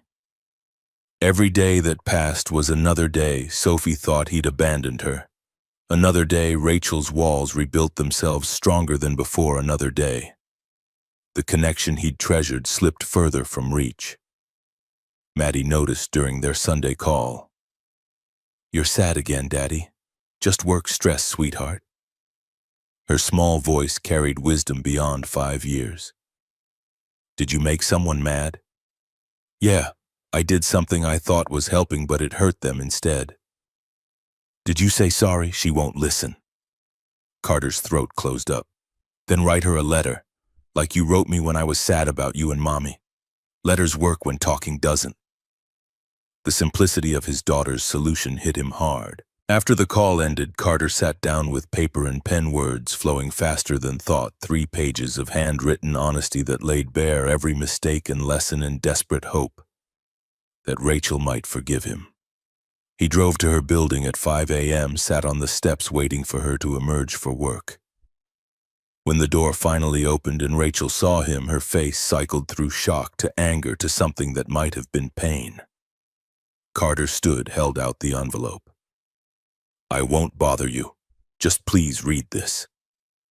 Rachel took the letter without speaking. Carter walked away without looking back. Got in his car, drove home through dawn streets while his heart hammered against his ribs with hope and terror in equal measure. His phone buzzed 2 hours later. Rachel's name on the screen, a text that made breathing difficult. I read it. All of it. "Can we talk?" Carter's response was immediate. "Yes. When, where?" "I'll be there. My apartment. Tonight after Sophie's asleep. 8 p.m. "I'll be there." The hours until 8 p.m. stretched eternal. Carter tried working, gave up, tried eating, couldn't. Showered, changed clothes 3 times, arrived at Rachel's building at 7:50 and sat in his car until exactly 8 before climbing the stairs. Rachel opened the door before he knocked. Her eyes were red from crying, but her expression was calmer than he'd seen in weeks. "Come in." The apartment looked the same. Sophie's artwork on the walls, the table where they'd eaten together, the curtain hiding her daughter's bed. But the absence of Carter's presence over 2 weeks made it feel different, like he was intruding on a space that had learned to exist without him. They sat at the table, the same seats they'd occupied before everything fell apart. "I've been thinking about your letter constantly since this morning." Rachel's hands folded on the table, her voice steady. "About what you wrote, what you did, why I reacted the way I did. I'm sorry." Carter couldn't wait. "I'm so incredibly sorry. You were right about everything. I tried to control you because I couldn't stand watching you struggle when I had resources to fix it. But fixing isn't the same as supporting, and I violated your trust and autonomy, and I'm sorry." Rachel nodded slowly. "I overreacted too. You made a mistake, but I shut you out completely. Didn't give you a chance to explain or make it right. Just cut you off because cutting people off is safer than risking they'll hurt me worse later. We both have patterns." Carter's chest ached. "Mine is throwing money at problems. Yours is running before you can be left." Rachel's lips curved in something almost like a smile. "We're kind of a mess." "Yeah, but maybe we can be a mess together instead of separately." She reached across the table, her hand finding his. "Maybe we can." They talked through the night while Sophie slept beyond the curtain.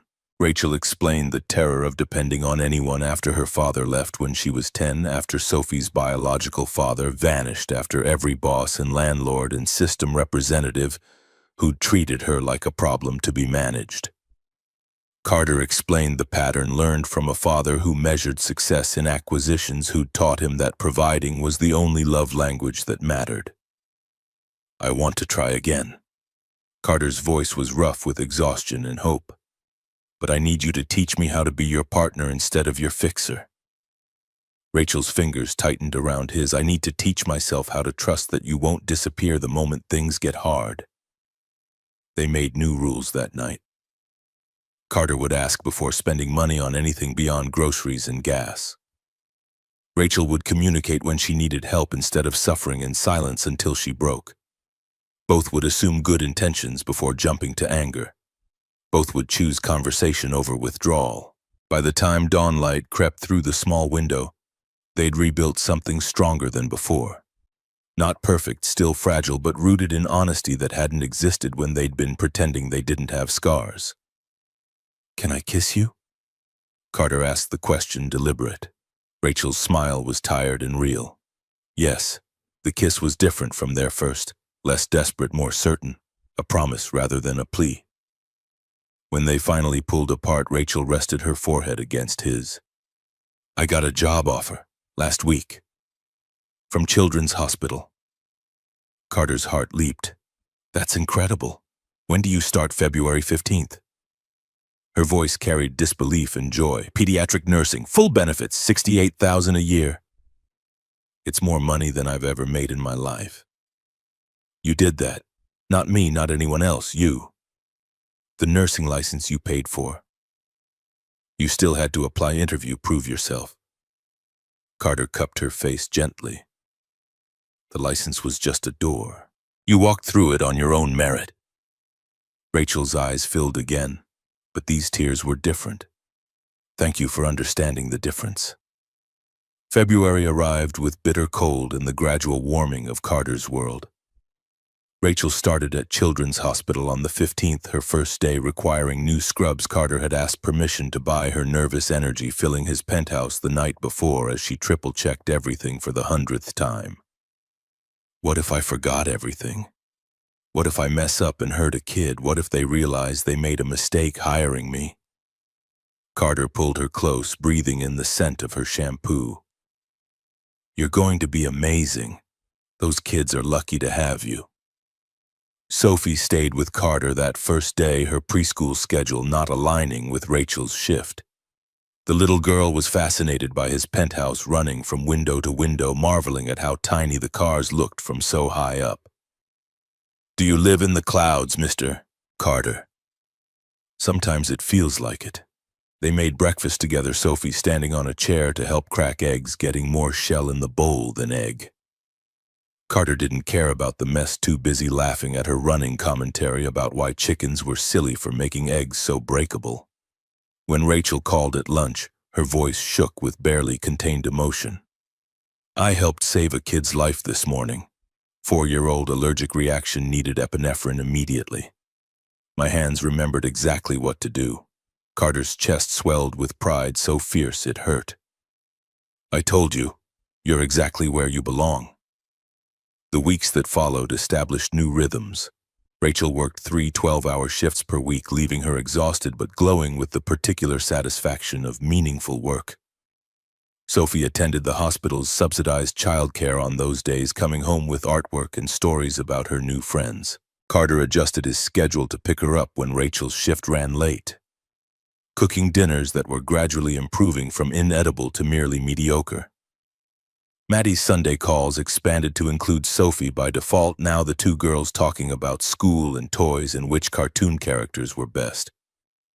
Carter watched them bond with bittersweet joy, his daughter in Chicago forming a relationship with a little girl in Boston, creating connections that felt both natural and complicated. One Sunday in late February, Maddie asked the question Carter had been dreading. "Is Rachel your girlfriend now, Daddy?" He looked at Rachel, who was listening from the kitchen. She nodded permission. "Yes, sweetheart, she is." Silence on the line, long enough that Carter's heart started racing. Then Maddie's small voice. "Do you love her?" "I do." "More than Mommy?"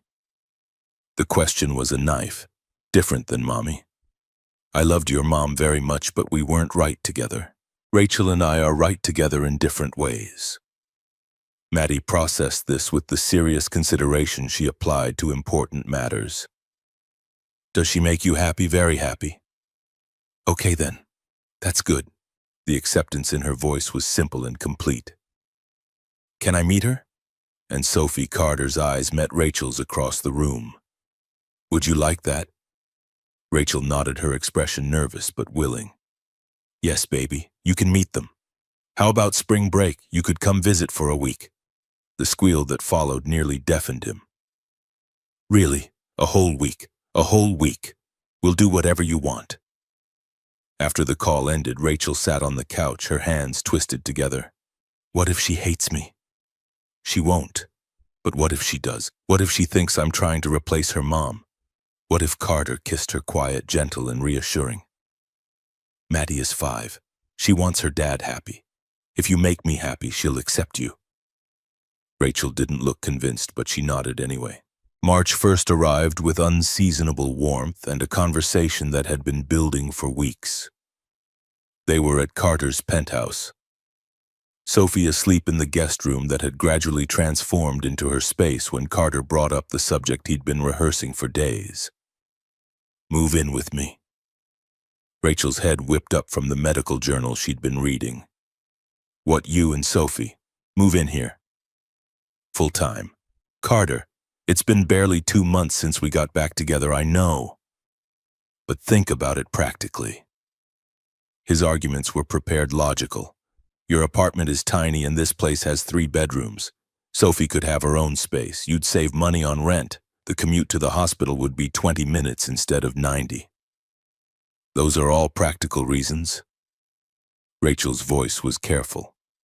What about emotional ones, because I want to wake up with you? Fall asleep knowing you're both safe and here. Come home to Sophie's laugh instead of silence. Build something that feels like family. The words hung between them, weighted with implications neither was quite ready to name. I'm scared. Rachel's admission was quiet, of moving too fast, of Sophie getting attached and this not working out, of losing our independence. What if we did a trial? Carter was making this up as he went, but it felt right. 6 months. You move in, we see how it goes. If after 6 months anyone is unhappy, we separate as friends. No hard feelings, no guilt. Rachel studied him, searching for something in his expression. And if it works, then we talk about forever. The word landed heavy and sweet. Rachel closed her eyes, thinking hard. Okay, but we need rules. They spent the next hour negotiating terms. Rachel would contribute to household expenses proportionally based on her salary. Sophie's schedule would be decided jointly. Rachel maintained the right to leave if things weren't working without Carter trying to convince her to stay. No major purchases without discussion. Equal partnership in all decisions regarding Sophie. Carter agreed to everything because having them here mattered more than control or pride or any of the patterns he was working to unlearn. Moving day happened over a weekend in mid-March. Rachel and Sophie's possessions fit in Carter's SUV in one trip, the reality of her poverty stark and undeniable. But Sophie's excitement transformed the process into adventure, the little girl racing through the penthouse, claiming her room with joy so pure it erased any awkwardness. Purple walls. Her eyes went enormous. Really, Carter had painted the guest room lavender the week before, consulted with a decorator on furniture appropriate for a 5-year-old. Really? Sophie threw her arms around his waist. Thank you, Daddy. The words stopped everyone. Sophie froze, clearly not having meant to say it aloud. Rachel's hand went to her mouth. Carter's vision blurred with tears. He blinked back quickly. He crouched to Sophie's level. Is it okay if you call me that? Sophie nodded frantically. Is it okay with you? Carter pulled her into a hug that felt like every good thing he'd been missing. It's more than okay, sweetheart. Rachel was crying openly now, happy tears that she wiped at ineffectively. Carter reached for her hand, pulled her into the embrace, the 3 of them standing in the lavender bedroom while Sophie chattered about where her toys should go, oblivious to the magnitude of what had just shifted. The first week brought adjustments nobody had fully prepared for. Sophie had nightmares in her new room, the space too big after years in a curtained corner. She'd appear at Carter's door at 2 a.m. clutching her penguin, asking if she could sleep with them. Rachel always said yes, making room in the middle of the bed, and Carter discovered that sleeping with a 5-year-old between them was uncomfortable and perfect simultaneously. Rachel struggled with not having control over the kitchen, used to her tiny space and her systems. Carter's expensive appliances intimidated her, until he admitted he barely knew how to use most of them. They learned together, burning dinners and laughing about it, ordering pizza when culinary disasters couldn't be salvaged. The first real fight happened on a Thursday. Carter came home with an iPad for Sophie educational games, already loaded, wrapped, and ready to surprise her. Rachel's expression went cold. "We talked about this. No expensive gifts without asking. It's educational. She can use it for school. She's 5 and in preschool. She doesn't need a $500 tablet." The argument escalated, old patterns threatening to resurface. Carter defending his choices, Rachel feeling controlled, both of them too loud. Until Sophie appeared, asking why they were yelling. The silence that followed was awful. Then Rachel spoke carefully. "Sophie, please go to your room for a few minutes while Daddy and I talk." After she left, they stared at each other across the kitchen. Carter broke first. "I'm sorry. You're right. I should have asked. I'm sorry for yelling." Rachel's anger deflated. "I just felt like you went behind my back." "I did. That was wrong. They compromised. The iPad stayed, but with strict screen time limits and only after homework. Rachel got veto power on all future tech purchases." Both apologized to Sophie for fighting, explaining that grown-ups disagreed sometimes, but it didn't mean anyone was leaving.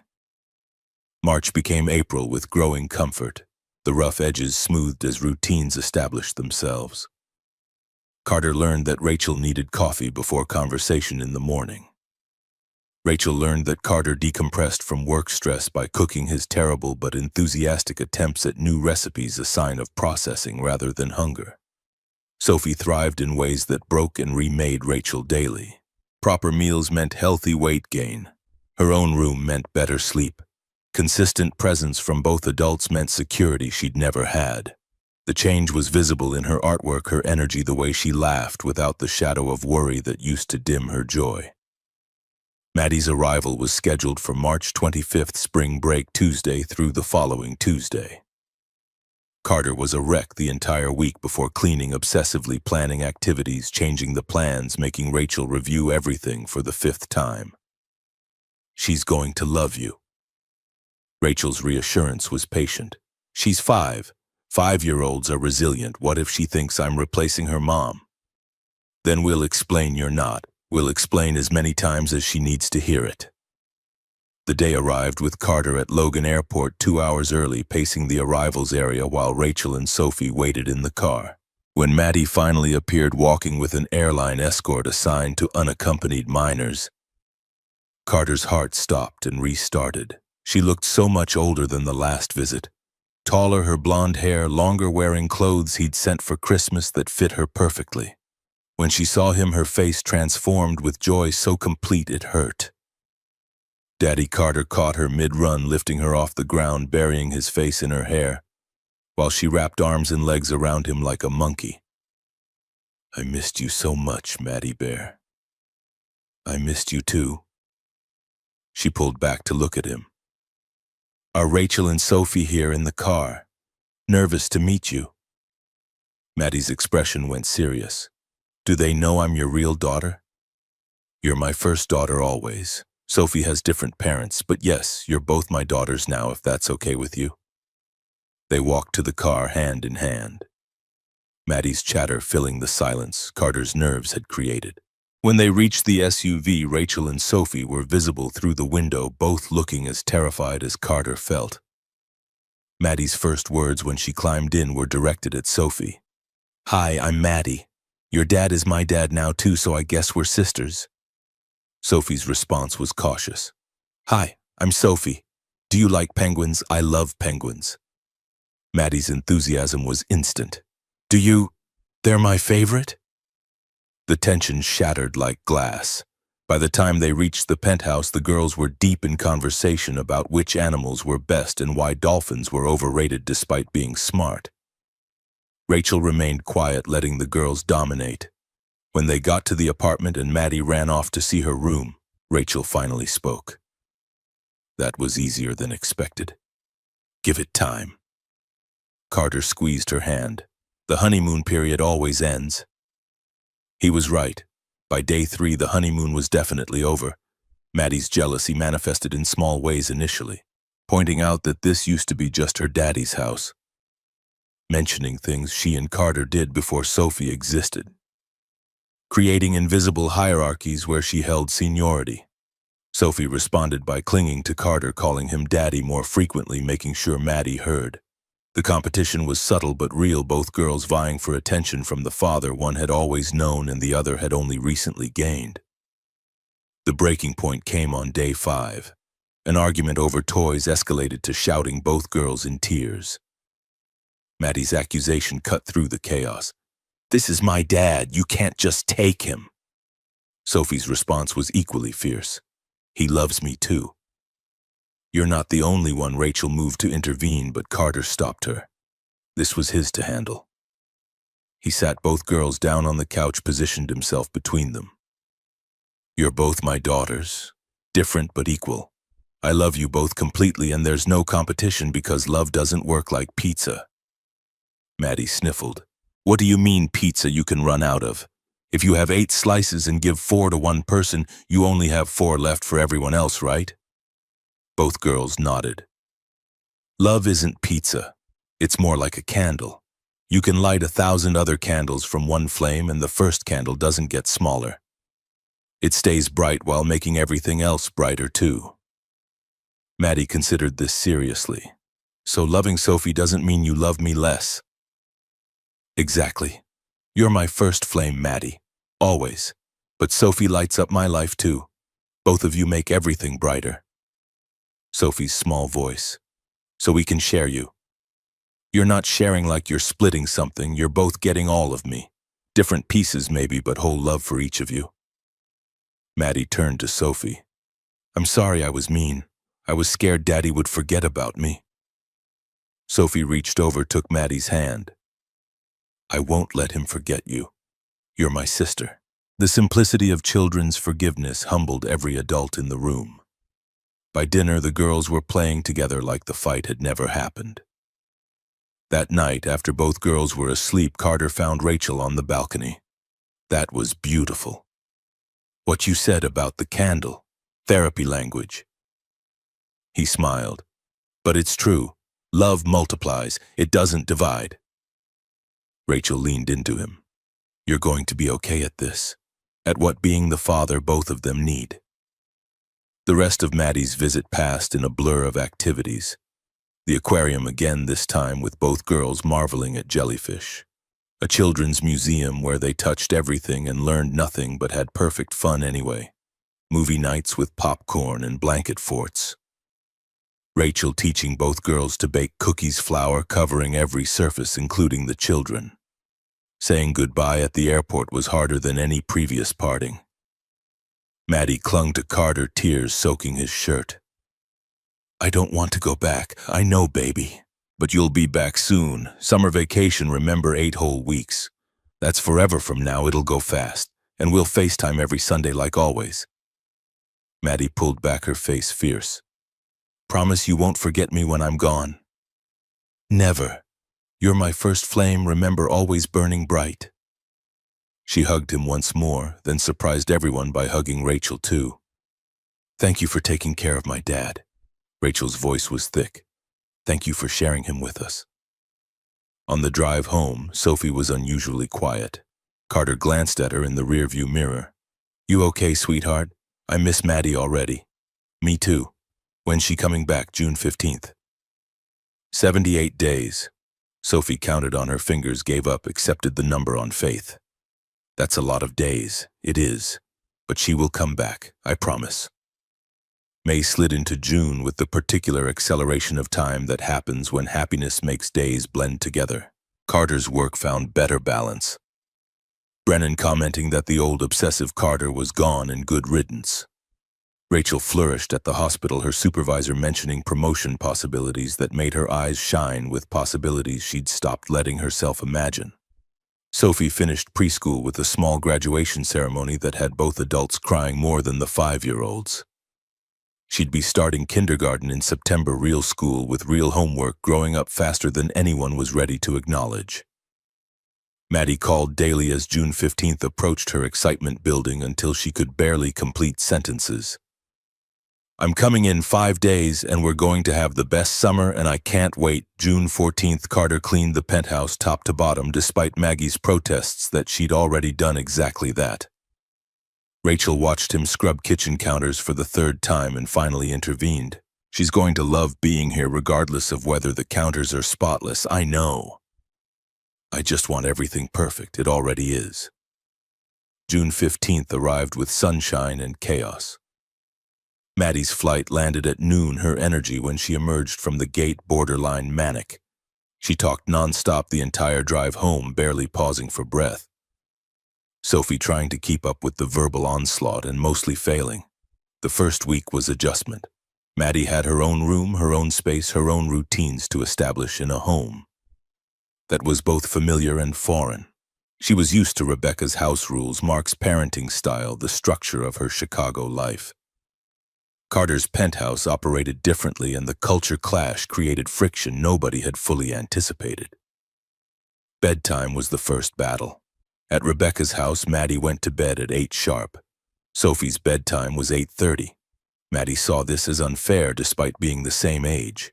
Why does she get to stay up later? She doesn't. We're moving both of you to 8:30 for the summer. Carter's patience was already wearing thin on day 3. But Mom makes me sleep at 8. We're not at Mom's house. We're here and here. The bedtime is 8:30. The argument escalated, Maddie digging in with the particular stubbornness she'd inherited from Carter himself. It ended with her crying in her room, refusing dinner, dramatic in the way only small children could achieve. Rachel found Carter an hour later, head in his hands at the kitchen table. She hates it here. She doesn't. She's adjusting. Different houses, different rules, she'll adapt. What if this whole summer is a disaster, then we survive it and try again next time? Rachel's calm was anchor in his spiral. She's testing boundaries. That's normal and healthy. It means she feels safe enough to push back. The dynamics shifted when Sophie decided to take matters into her own hands. She knocked on Maddie's door that night after everyone else was asleep. "Can I come in?" Maddie's muffled voice. "I guess." Sophie climbed onto the bed, her penguin clutched tight. "I know you miss your other house." Maddie sat up, surprised. "How did you know?" "Because sometimes I miss our old apartment even though this place is better." Sophie's wisdom was simple. Missing places is okay. You can like here and miss there. But everyone here has different rules and I don't know what I'm supposed to do. Me neither when I first came. But you learn. And Daddy and Mommy help when you mess up. Maddie processed this. Mommy is Rachel if you want. Or just Rachel, whatever feels right. Maddie was quiet for a while. "Then can I tell you a secret?" Sophie nodded eagerly. "I was mean about the bedtime because I was scared you were better at living here than me. Like Daddy would like you more because you know all the rules already." The confession hung in the dark room. Sophie reached over, grabbed Maddie's hand. "He doesn't love you less. He told me about the candle thing. Both our lights are bright." Maddie squeezed back. Sisters. By week 2, they'd found their rhythm. Carter established consistent rules that applied equally to both girls. Rachel navigated the careful balance of maternal authority without trying to replace Maddie's mother. The girls formed alliance against shared enemies like vegetables in early bedtimes. The summer became a collection of moments that would define all of them. Beach days where sand got everywhere and nobody cared. Cooking experiments that sometimes produced edible results.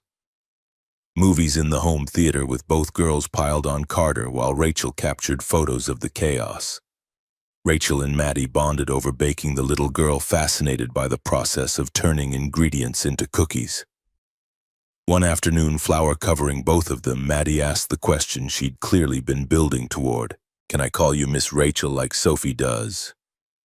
"You can call me whatever makes you comfortable." Maddie considered seriously. "I don't want to call you Mom because I already have a mom. But I like you a lot and Miss Rachel feels too formal." "What feels right?" Maddie's face brightened. "What about Ray?" "That's like a nickname. Friends have nicknames." Rachel's eyes filled with the tears that came too easily these days. Ray is perfect. By August, the approaching end hovered over every activity. Maddie would leave August 10th, returning to Chicago for the last weeks before school started. The countdown made everything bittersweet awareness that summer's magic was finite. The last week, Carter took both girls to Cape Cod for 4 days. They rented a cottage on the beach, spent days building sandcastles and jumping waves, nights roasting marshmallows and telling stories until everyone's eyes were too heavy to stay open. On the final night, both girls asleep in the cottage's loft, Carter and Rachel sat on the beach watching stars that actually appeared away from city lights. 6 months is almost up. Rachel spoke into the darkness.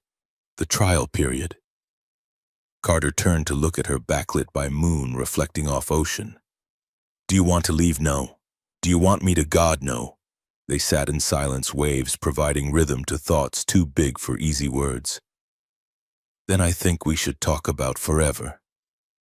Rachel's voice was steady despite the enormity of the suggestion. Carter's heart hammered against his ribs. What does forever look like to you? Marriage, eventually. Rachel turned to face him. Not right now. Sophie and Maddie need time to adjust to this new normal before we change it again. But someday. If you want that too, I want that more than anything. Then ask me. When the time is right, when the girls are ready, ask me and I'll say yes. The promise hung between them, weighted with certainty that felt both terrifying and inevitable. August 10th arrived too fast. The airport goodbye was brutal. Maddie crying so hard she couldn't speak, Sophie crying because Maddie was crying, Rebecca looking uncomfortable with emotions she hadn't authorized. Carter held his daughter until the very last moment, whispering promises about Thanksgiving and Christmas and how fast 3 months would pass. When she finally had to go through security, she turned back 5 times to wave, each time breaking Carter's heart a little more. The drive home was silent, Sophie exhausted from crying, Rachel's hand on Carter's thigh while he drove. Back at the penthouse, the space that had been full of noise and energy echoed with absence. That night, Sophie appeared at their bedroom door at 11. I can't sleep. My room feels too quiet. Come here, baby. Rachel made space in the bed, Sophie crawling between them like she had months ago when she first moved in. Carter wrapped arms around both of them, Rachel's head on his shoulder. Sophie's small body warm against his chest. This was family. This complicated, imperfect, beautiful thing they'd built from loneliness and coins and kindness. The next morning, Sophie at preschool's extended summer program, Carter took Rachel to breakfast at a cafe with outdoor seating. After they ordered, he pulled a small box from his pocket. Rachel's eyes went wide. Carter. The trial period ended yesterday, 6 months exactly since you moved in. He opened the box, revealing a simple ring with a single diamond. Not enormous, not ostentatious, but unmistakably an engagement ring. I know we said to wait, but I don't want to wait anymore. Rachel's hand covered her mouth, tears already falling. Rachel Marie Hartford, you've shown me what love actually means. Not fixing or controlling or providing, just showing up, being present, choosing each other every day. You've made me a better father, a better man, a better human. You and Sophie changed everything. Will you marry me? Yes. The word came out choked with emotion. Yes, absolutely yes. He slipped the ring on her shaking hand, both of them crying in the middle of a cafe while other patrons pretended not to notice. The kiss that followed was salt and promise and the particular sweetness of choosing someone who chose you back. They told Sophie that night, both of them nervous about her reaction. The little girl looked at the ring at their faces and grinned. Does this mean Maddie gets to be my sister forever? Carter laughed. Yes, baby, forever. Sophie threw her arms around them both. Good, I want her forever. They told Maddie via FaceTime that Sunday. Her squeal of excitement so loud, Rebecca appeared in frame asking what was wrong. Daddy and Ray are getting married, Maddie bounced with energy that translated poorly through video. I'm going to be flower girl, right, both of you? Carter pulled Sophie onto his lap. Both my daughters walked down the aisle. Rebecca's expression was complicated, but she managed congratulations that sounded almost genuine. "When can we come visit to celebrate Thanksgiving?" Carter suggested. "We'd love to have you and Mark for the holiday if you're willing." The offer surprised her, visible in the way her features softened. "That's very generous. I'll talk to Mark." After the call, Rachel collapsed onto the couch. "Your ex-wife is coming for Thanksgiving. What did we just agree to, family?" Carter sat beside her. "Complicated, messy, but family." September brought Sophie starting kindergarten, Maddie beginning first grade in Chicago, and wedding planning that quickly became more elaborate than either adult wanted. Rachel's mother was dead, Carter's parents retired in Arizona and uninterested in involvement. The wedding would be small, immediate family only. But where to have it became a debate. Rachel wanted something simple. Carter suggested the penthouse. Both felt wrong.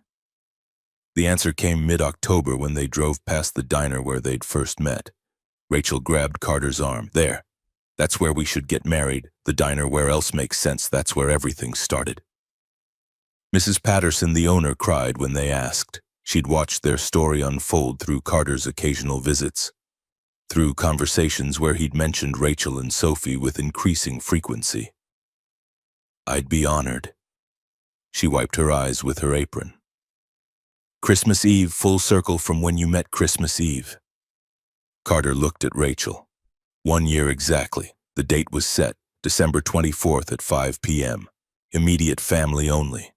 Dinner after at the same tables where a billionaire had watched a mother count coins and decided to offer kindness. November arrived with Thanksgiving preparations that terrified Rachel more than she'd admit. Rebecca and Mark flying in, staying at a hotel but coming for dinner. Maddie visiting for the long weekend. Meeting the ex-wife while planning a wedding felt like emotional warfare. The day itself started tense. Rebecca arrived with Mark in tow, both of them polite but distant. Maddie bounced between homes, her energy trying to bridge gaps words couldn't. Sophie broke the ice accidentally, bringing Rebecca a drawing she'd made of all of them as stick figures. "Your family is big now. Look, there's Maddie and Daddy and Mommy Ray and you and Mark." Rebecca studied the drawing, something in her expression shifting. "You made this for me?" Sophie nodded enthusiastically. "So you can remember we're all family even when we're far away." "Thank you, sweetheart. That's very thoughtful." Rebecca's voice was thick. "I'll put it on my fridge." Dinner was actually pleasant conversation, flowing more easily as wine softened edges. Mark turned out to be genuinely kind, his stories about Maddie's adventures in Chicago making everyone laugh. Rebecca relaxed enough to mention that Carter seemed happier than she'd seen him during their entire marriage.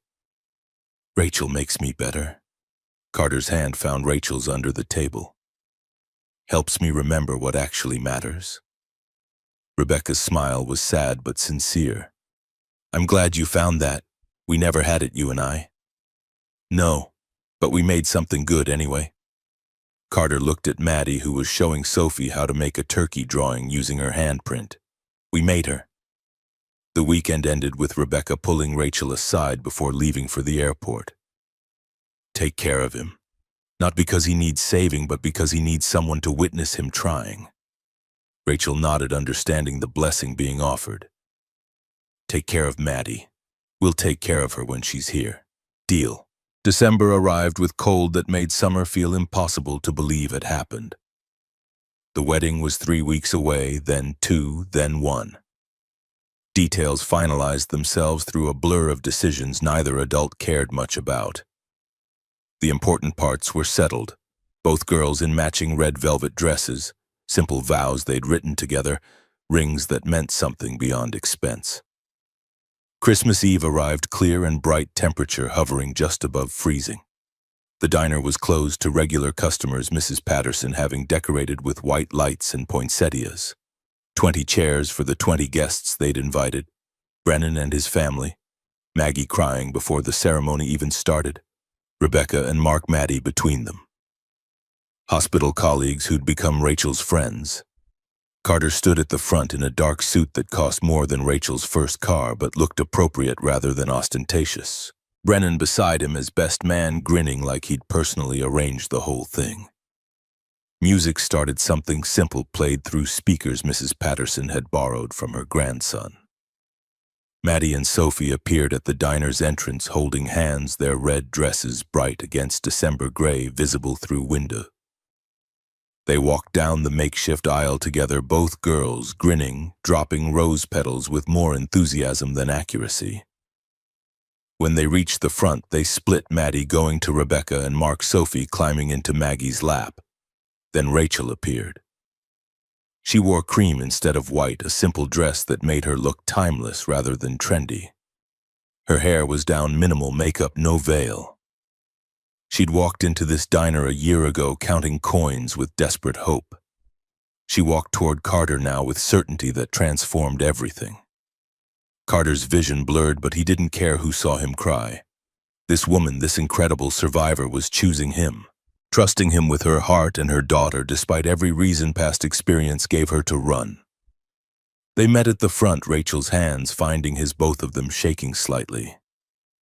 Dearly beloved. The officiant was Rachel's friend from nursing school, licensed online specifically for this ceremony. We gather to witness Carter and Rachel choose each other, not in ignorance of challenges, but with full awareness that love is work worth doing. The vows came from index cards both had labored over for weeks. Carter went first, his voice steady despite emotion threatening to choke him. Rachel, 1 year ago I was empty, convinced I had everything because I had money. You showed me I had nothing that mattered. You taught me that love isn't about saving or fixing, it's about showing up, being present, choosing someone every day, not because you need them, but because you want them. I promise to show up for you every day, in big moments and small ones, when you're strong and when you need strength. I promise to be your partner, not your provider, your equal, not your savior, your love forever. Rachel's turn, her voice thick but clear. Carter, 1 year ago I was drowning, working myself to death, barely surviving, convinced I had to do everything alone because depending on people was how you got hurt. You taught me that letting someone in isn't weakness, that accepting help isn't failure, that love grows instead of dividing when you're brave enough to trust it. I promise to walk beside you through good times and hard ones. I promise to communicate instead of assuming, to ask instead of demanding, to love you as you are, not who I need you to be, forever. The rings were simple platinum bands. Carter's hands shook, sliding Rachel's onto her finger. Hers were steady, placing his, by the power vested in me by the internet and the Commonwealth of Massachusetts. The officiant's smile was genuine. I pronounce you husband and wife. You may kiss. The kiss was soft and certain, applause erupting around them, both girls squealing with excitement. When they broke apart, Rachel was crying, Carter was crying, half the guests were crying. They walked back down the aisle hand in hand, both girls immediately attaching themselves, one on each side. The photographer captured the moment, 2 adults, 2 children, all of them grinning despite tears.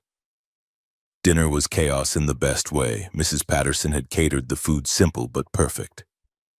Sophie and Maddie ran between tables, high on sugar and excitement. Brennan gave a toast that made everyone laugh, and Maggie gave another that was mostly sobbing but heartfelt. Rebecca surprised everyone by standing, glass raised. I married Carter first. I thought I knew him, understood what our life would be. But I was wrong. We weren't right together. She looked at Rachel. You are. You bring out parts of him I never saw. You make him better. Thank you for that. And thank you for loving my daughter like your own. Rachel stood, crossing to Rebecca, hugging her with genuine affection that surprised them both.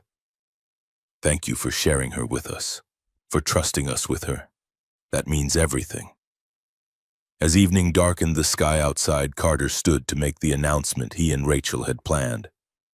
We wanted to start a tradition tonight.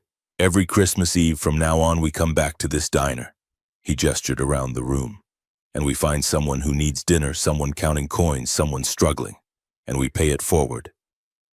The guests murmured approval. Mrs. Patterson produced a box donations from everyone present to fund future Christmas Eve dinners for families in need. But we can start tonight. Rachel's voice joined his. There's a family in the parking lot, mother with 2 children. We saw them when we arrived. Carter and Rachel walked to the door together, stepped into December cold. Across the parking lot, a woman sat in an old sedan with 2 kids visible in the back seat. She was counting something in her lap, the dome light revealing her face. They approached slowly, Carter knocking gently on the window. The woman looked up, startled and suspicious. He smiled unthreatening. We just got married in there. He gestured toward the diner. And we'd love it if you and your children would join us for dinner. Our treat.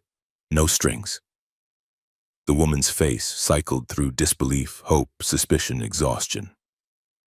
I don't have money for no money needed. Rachel's voice was gentle. Just company. It's Christmas Eve. Nobody should eat alone on Christmas. The mother's eyes filled with tears. Her children were watching from the backseat, faces pressed to windows.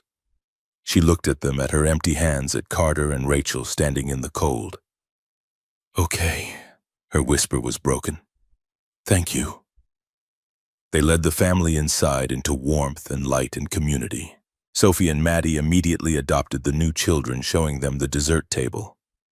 The mother sat at a table looking overwhelmed, crying quietly while Mrs. Patterson brought her food she didn't have to count coins for. Carter pulled Rachel close, watching the scene unfold. This was it, this moment where everything came full circle, where the billionaire who'd been empty and the mother who'd been desperate created something bigger than themselves. Later, much later, after guests had left and the new family had gone home with full stomachs and Mrs. Patterson's promise of more help to come, Carter and Rachel stood alone in the diner where everything had started. 1 year ago, I sat at that table, Carter pointed to the corner booth, alone, convinced money was all that mattered. 1 year ago, I stood at that counter. Rachel's voice was soft, counting $8.47, hoping it would be enough. They looked at each other, this man and woman who'd found each other through coincidence and kindness and the courage to try again after being broken. Ready to go home. Mrs. Reynolds, Rachel's smile was radiant. Ready to go home. Mr. Reynolds. They drove through Boston streets that sparkled with Christmas lights. Both girls asleep in the back seat despite promises they'd stay awake to see everything. The penthouse waited, no longer empty, filled now with evidence of family. Toys scattered across the floor, drawings covering the fridge, small shoes by the door, chaos and noise and everything that mattered. Carter carried Maddie upstairs, Rachel carried Sophie. They tucked both girls into their beds, Maddie's room and Sophie's, the doors left open between them. In their own room, Carter pulled Rachel close, breathing in the scent of her hair. Best Christmas ever, second best. Rachel smiled against his shoulder. Last year was first. That's when I found you. We found each other. They stood at the windows overlooking the city lights spreading below them like grounded stars, holding each other while snow began to fall. Somewhere in Chicago, Rebecca was putting Maddie's drawing on the fridge, making space in her life for this new configuration of family. Somewhere in the city, a mother was feeding her children with food she hadn't had to count coins for, kindness rippling outward from a choice made a year ago. And here, 27 floors above Boston, 2 people who'd been broken found themselves whole. Not because anyone had saved them, but because they'd chosen each other. Every day, through fear and mistakes and the messy work of building something that lasted. Money couldn't buy happiness. Carter had learned that the hard way, but kindness, presence, showing up, choosing love over fear. Those things built something money never could. Tomorrow they'd wake up to wrapping paper chaos and breakfast burned by enthusiastic children. They'd FaceTime Maddie to include her in the morning. They'd navigate the beautiful disaster of blended family and imperfect love. But tonight was perfect. Tonight was enough. Tonight was everything. The snow fell heavier, covering the city in white. Inside, a family slept. 2 girls dreaming of sisters and presents and forever. 2 adults holding each other, believing in second chances and small moments and love. that multiplied instead of divided. The story that started with coins and kindness ended with vows and family. But really, it was just beginning. Every day a new choice, every moment an opportunity to show up. Every Christmas Eve a chance to pay forward the grace that had saved them both. Carter kissed Rachel's forehead, felt her smile against his chest, and knew with absolute certainty that he'd spend the rest of his life grateful for the night he'd watched a stranger count coins and decided to offer dinner instead of walking away. Sometimes the bravest thing you can do is let someone in. Sometimes the strongest thing is accepting help. Sometimes the richest you can be has nothing to do with money and everything to do with the people who choose to stay. Merry Christmas to the family we found. Merry Christmas to the love we built. Merry Christmas to second chances and small moments and kindness that changes everything. Merry Christmas to going home.